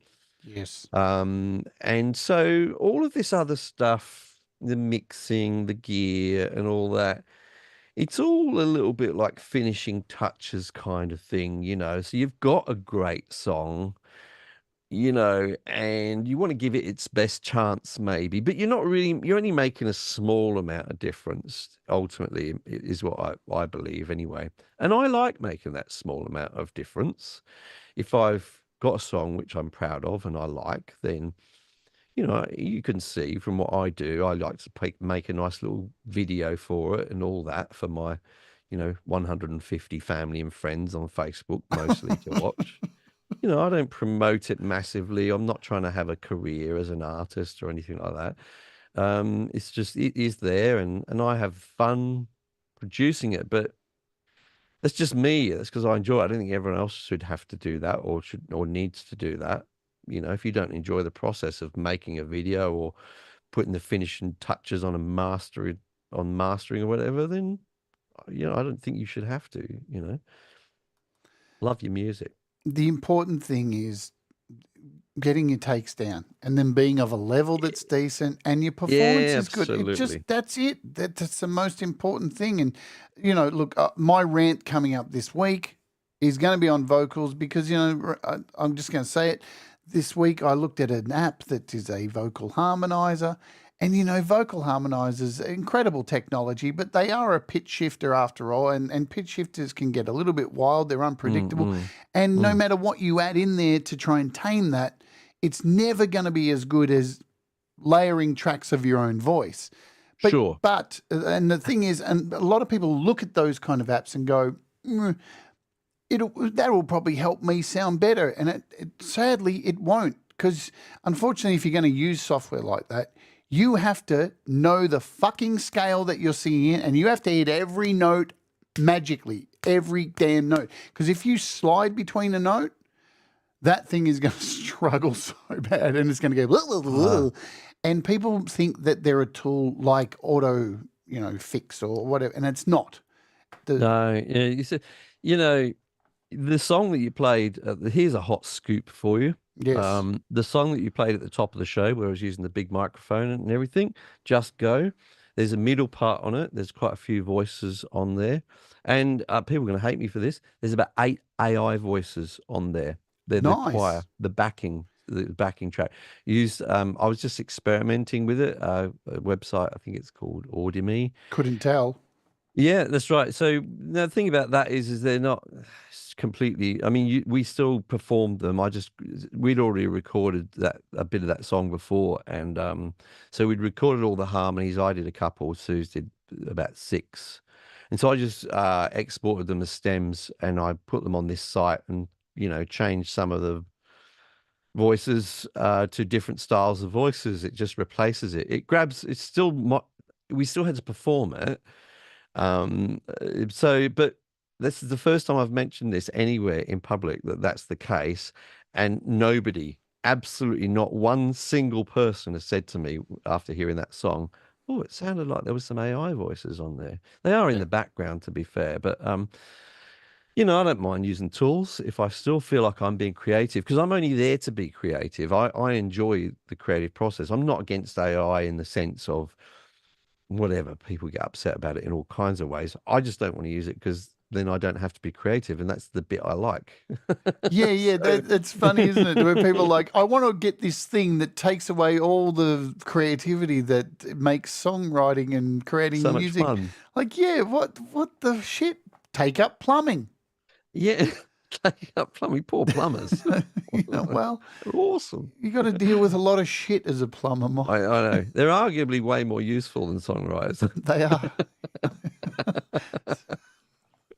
I bet they get hooked up on their gear as well. I bet the plumbers are going, "No, I've got this spanner. You've only got that spanner. You'll never get that tap fixed with that." I believe AI can be used sparingly and stuff. What I do, hate is the whole I'm just going to put in a prompt and there's a song and I'm going to release that, because I talked about this recently on a rant, and it's getting increasingly harder for people who play music to decipher this shit. And it's like, hang on a minute, you're going up against people who put their goddamn sweat, tears, balls, everything into this song, and you're just like going, I'm a musician as well. Fucking no, I don't have many beefs online, but I had a little beef with an Aussie guy. Oh, let's go. A couple of weeks ago. There's a songwriting group on Facebook called Songwriters. Don't join it, is what I would say to you. It's one of the most toxic places you could ever be. I'm a member there, but there's an Aussie guy on there. I can't remember his name, but he comes on every day. He writes about 3 songs a day. Makes these shit little videos for them, and and he comes on there and every day and he says, I wrote this song, and I'll make it available for any established artist out there who wants to buy it from me. So I've had to go in there and explain to him that he's not a songwriter. And if he wants to be honest and say, I wrote a prompt for this song, that's fine. That could be a skill in itself. You could get more skillful at writing prompts, but you are not a songwriter. Yeah. And then he says, well, yeah, but I wrote the lyrics, Suno only created the music. And I said, well, it's not a song until it's got lyrics, until it's got music as well. It's just lyrics at that point. So call yourself a lyricist, but you're not a songwriter. Yep. That machine created the music part of it, and that irks me a little bit for the reasons you were talking on there, because the people who do get to call themselves songwriters actually create the song from beginning to end. That's why they get to, and so just it's as Pete's saying, it's a poem up to that point, and poems often don't make very good songs. It's really hard to, and good songs don't make good poems either. Exactly right. Really terrible poems often. They're very repetitive songs compared to, you've got to read that line over and over again. In fact, poems in general can be a bit testy, really, with me. Yeah, I've been to some poetry nights. I went to a poetry night, and a woman got up and she went, hello, everybody, I'm a feminist. And I was like, all right, time to go get a beer. And but the next line was so good. She goes, I was born Amanda, but I live in a world full of men who control everything, so you can call me a woomda. And I left the pub completely. I went somewhere else to drink. But poetry slams, man, they can be pretty damn shit. Yeah, a whole other subject of pretentiousness. But yeah. Hey, the wonderful thing, though, and I was thinking about this the other day, because I'm a really big fan of Damien Rice. I love, not everyone loves Damien Rice, but I love it. And there's one song he got famous for, which is called The Blower's Daughter. It was used on movies and things. And this is where I think the lyric of the chorus is, can't take my eyes off you, can't take my eyes off you, can't take my eyes off you, can't take my eyes off you, can't take my eyes off you, I can't take my eyes off you. Right, that's the chorus. Okay, good stuff. As a lyric, as a poem, that really, really sucks, right? But when he sings it, he's like, "Can't take my eyes off you, Can't take my eyes off you. Can't take my eyes off you. Can't take my eyes. And every single time it's a different inflection, both emotionally, melodically. And that's just the beauty of music, isn't it? That you can pull off shit like that and get away with it. I love that, you know. It is It's wonderful. You don't so have to be deep, you know? no, you don't have to be, No. but it's that combination of the melody, the harmony, the delivery, the lyric itself, which all comes together in this little magical little thing, and people go, "Oh, I love that. God, I want to listen to that again." You know? I tell you what people don't do when they listen to a song. They don't Mm. message you and they say, Mike Enjo, I heard that brand new song of yours called Superman, but there was I was enjoying it. I had the feels, I connected with it, and then I realized I think you're not using Pro Q3 in that mix. So I deleted it from my music. I did get a message from a guy the other day. Actually, he said, "Oh, it's a little bit it's that mix of yours of Superman. It's a little bit too much at around about the 2K mark Oh, on the fuck master." me. Yeah. Yeah, so yeah, I did get one. I mean, you're going to invite those sort of comments, and you got the sort of channels that we have. But no, you're right, absolutely don't. And here's a funny thing: Ed Thorne mixed that for me, and that was great. He did a great job. And then I sent it off to be mastered by Streaky, and he did a great job. And then when I did Just Go the other day for that video, and I put that out, I got a whole bunch of comments saying, wonderful mix, really great master. Love the master of that. I was getting some comments like that. And it was funny because I did it for my YouTube video, which meant the master of that song was done in about 7 minutes at the end of a long day with the same plugins I always use again and again. There's Ed, yeah. And it just struck me that, oh, well, I put no effort into the mastering of this song whatsoever. And people were saying it's a great master on this one. And even the mix probably took about 20 minutes, I would say, on that song. Yeah, that was it. Just get the levels right. Need to get this video out so I can spend the weekend off. Let's talk dark and dirty secrets. Now, I don't know if this is considered a dark and dirty secret, but I know you have a compressor in your little mix, your little arsenal that you put on everything. Oh, yeah. That isn't really, it's not like anything super fancy, but you go to it all the time for some reason because every single time. It has something in it that you can't explain. Well, yeah, sort of. You know what I mean, Mike, on the vocal chain, I'm a really big fan of an old band called Delamitri, and the guy that used to sing for them, his voice is like, he always sounds like he's really up close to the microphone like this, right? Sexy. Quite a dry sound. He's got a fantastic voice as well, which I'm so jealous of. I went and saw them last year. And yeah, I think I was reading about that one day, his engineer and how they get that sound. And it's basically to get a really upfront kind of in your face sound. And it's really simple. It's an 1176, which is a compressor which is known for really fast attack times. And so the way I use that is to just think about the transients at the loud parts at the beginning of the voice, which are really into a performance. You're not going to control all that perfectly. So it tames those. So I put that through, and that's all it's doing. So it's very short. It's very fast attack time. It grabs it, squashes it down, and then it releases so that you hear the rest of the word or whatever is in there. So that's the first stage. And then I do that into an LA2A, which is a really famous compressor, of course. And if you don't know anything about compressors, get an LA2A plugin, whatever, because there's only really one knob that does anything on there in terms of compression. So you don't need to learn about thresholds and attack times. You can't control the attack or the release on the LA2A. You can only control basically the threshold, which is so how much compression. It's called the peak reduction knob, I believe, and you just turn that, and that's how you do compression on LA2A until it sounds good to you. Simple as that. It's lovely. And but LA2As are much more gentle. They don't do fast attacks or anything like that. So that comes afterwards. So I've dealt with those transients quickly. Then I've got into an LA2A, as Coldacre is saying. That's all you need, and that's compression on my vocal chain, except I do use always parallel compression as well, which is a bus. No, on GarageBand they don't have buses. I don't know. Maybe it doesn't matter. No, You'll find it's a way only of doing Logic they do. Yeah, Logic. So I do go off to a bus, and usually that will be 1176 again, and I compress it so hard till it sounds awful. By it sounds awful. It sounds like you can even the breaths will be really loud, but everything else will be quiet. Yep. And I put that on a bus and just blend it in slightly with the original vocal. And that means that you're always the quiet parts will always be there somewhat. So you don't and a U87. You really don't need a U87.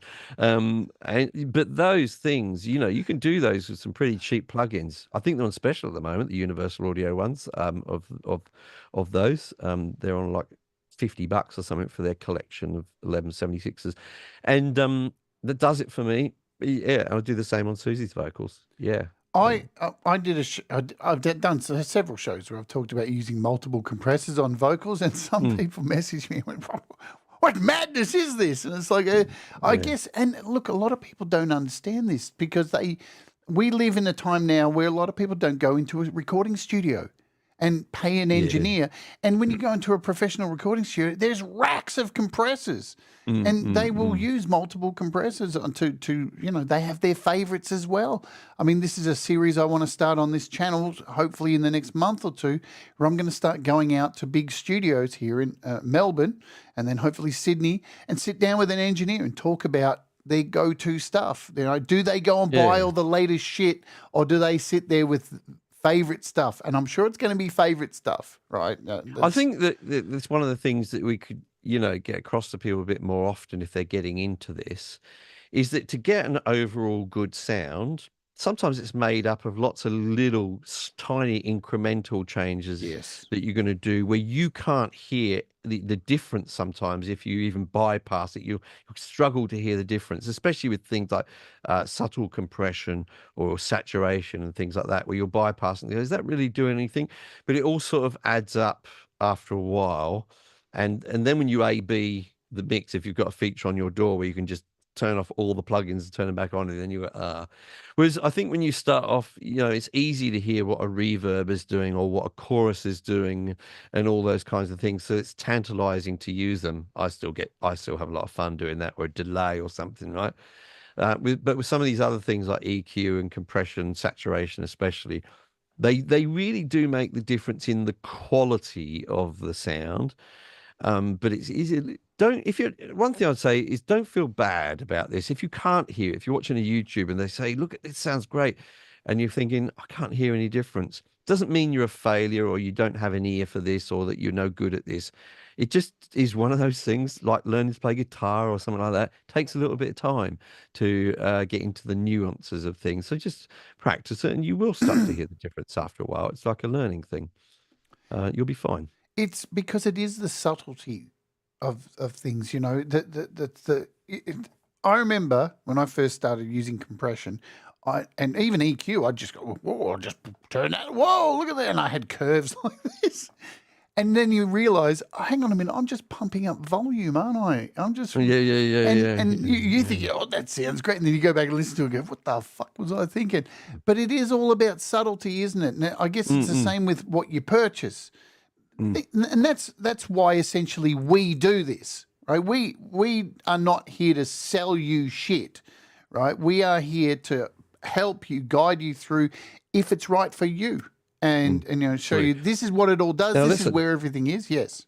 One thing I have to mention at this point is I've actually got a meeting in a minute's time. Let's get out of here. I've never had to do this before. Then I'm like, oh crikey! I was just about to wrap it up anyway. So much fun, and this poor lady's been trying to meet with me for ages, and it's a minute away. Well, you go do that. Look, everybody, and she's got to go and walk her dog or something like that. I don't know what it is. Yeah, thank our friend Mike for coming on. Can I just say to everyone in the chat, I've been reading your comments while Jade's been talking. Thanks so much. I've really enjoyed this, Jade. Really enjoyed it. It's great. Really enjoy it. I can't wait to do the next one. Looking forward to it so much. This is like an outlet. I don't feel like I'm working. It's really good. So thank you so much, everyone. I do have to go, unfortunately. We'll go out and play Superman, so I'll do the lead out. But thank you, Mike. I'll chat with you later. Yeah. Yeah. I'm so sorry about that. No, that's all good. Au revoir. Au revoir. Bye. Goodbye. Goodbye. Goodbye. Bye. Bye. Still, yeah, there he goes. All right, we're out of here. So I hope you enjoyed this today. We're going to go out with one of Mike's songs, and this is, look, there's a fabulous story. Look, with all of Mike's songs, this is a beautiful song. I really love this one.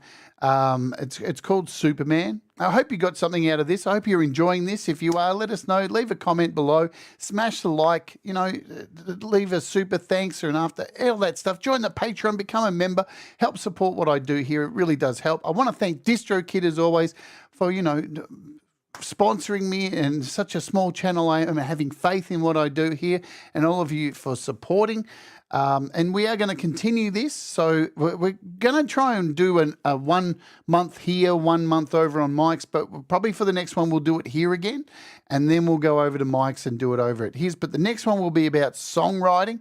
So hopefully you can join us for that. It's just a couple of old fuddy-duddies yelling at clouds. We're completely odd in, you know, we have come from completely different backgrounds.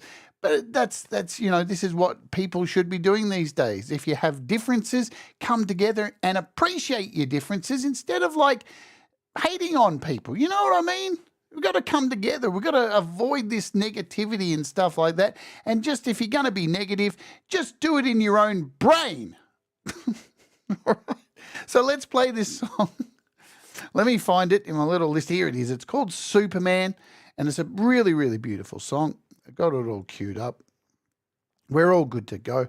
All right, the next time you're going to... Oh, thank you, Fishy, for the is that a super sticker? It is a super sticker. Thank you so much. It is our differences that make us stronger. Absolutely. We've been programmed so much, folks, to just look at someone else and go, I don't like it, and complain and complain. It's like, you know what? It's none of your fucking business. Just fucking get together, forget politics, forget all this nonsense, and let's come together over the things that we can agree on, because there's so much more we agree on than what we disagree on. Don't believe the narrative of we've all got to hate each other. It's so silly, right?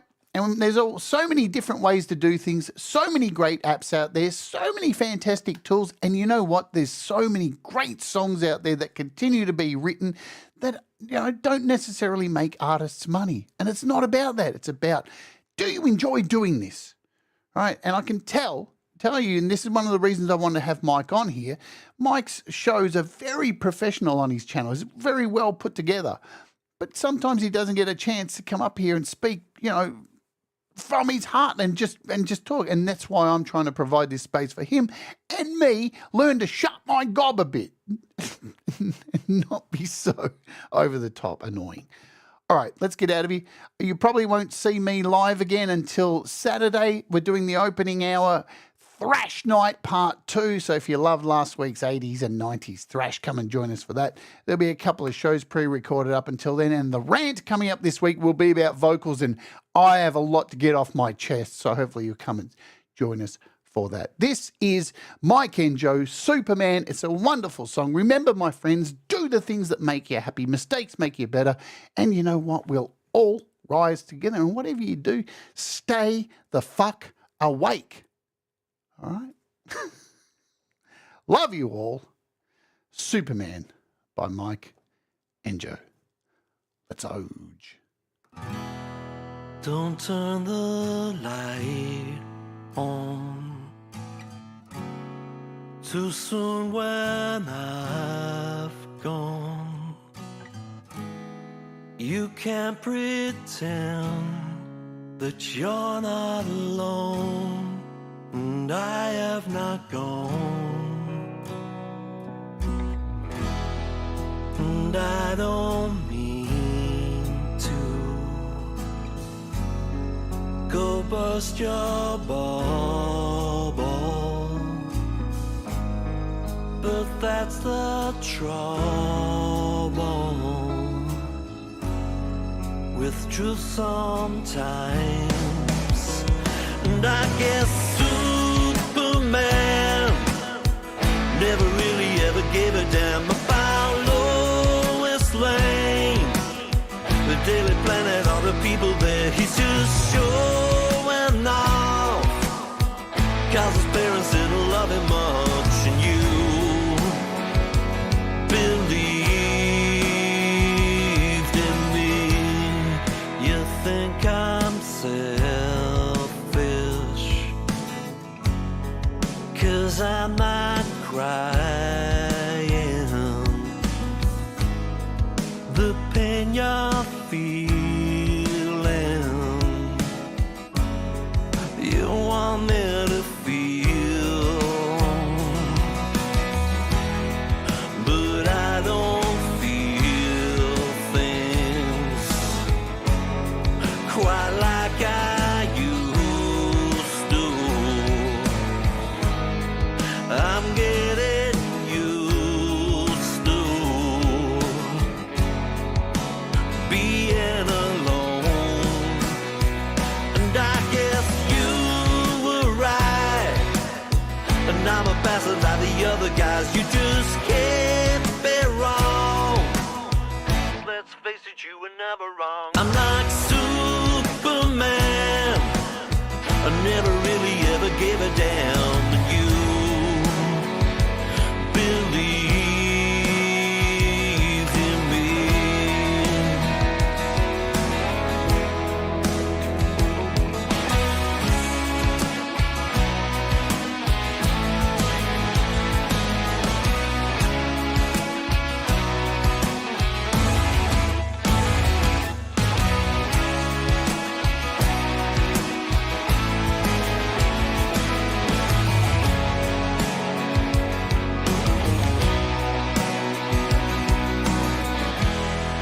So turn the light on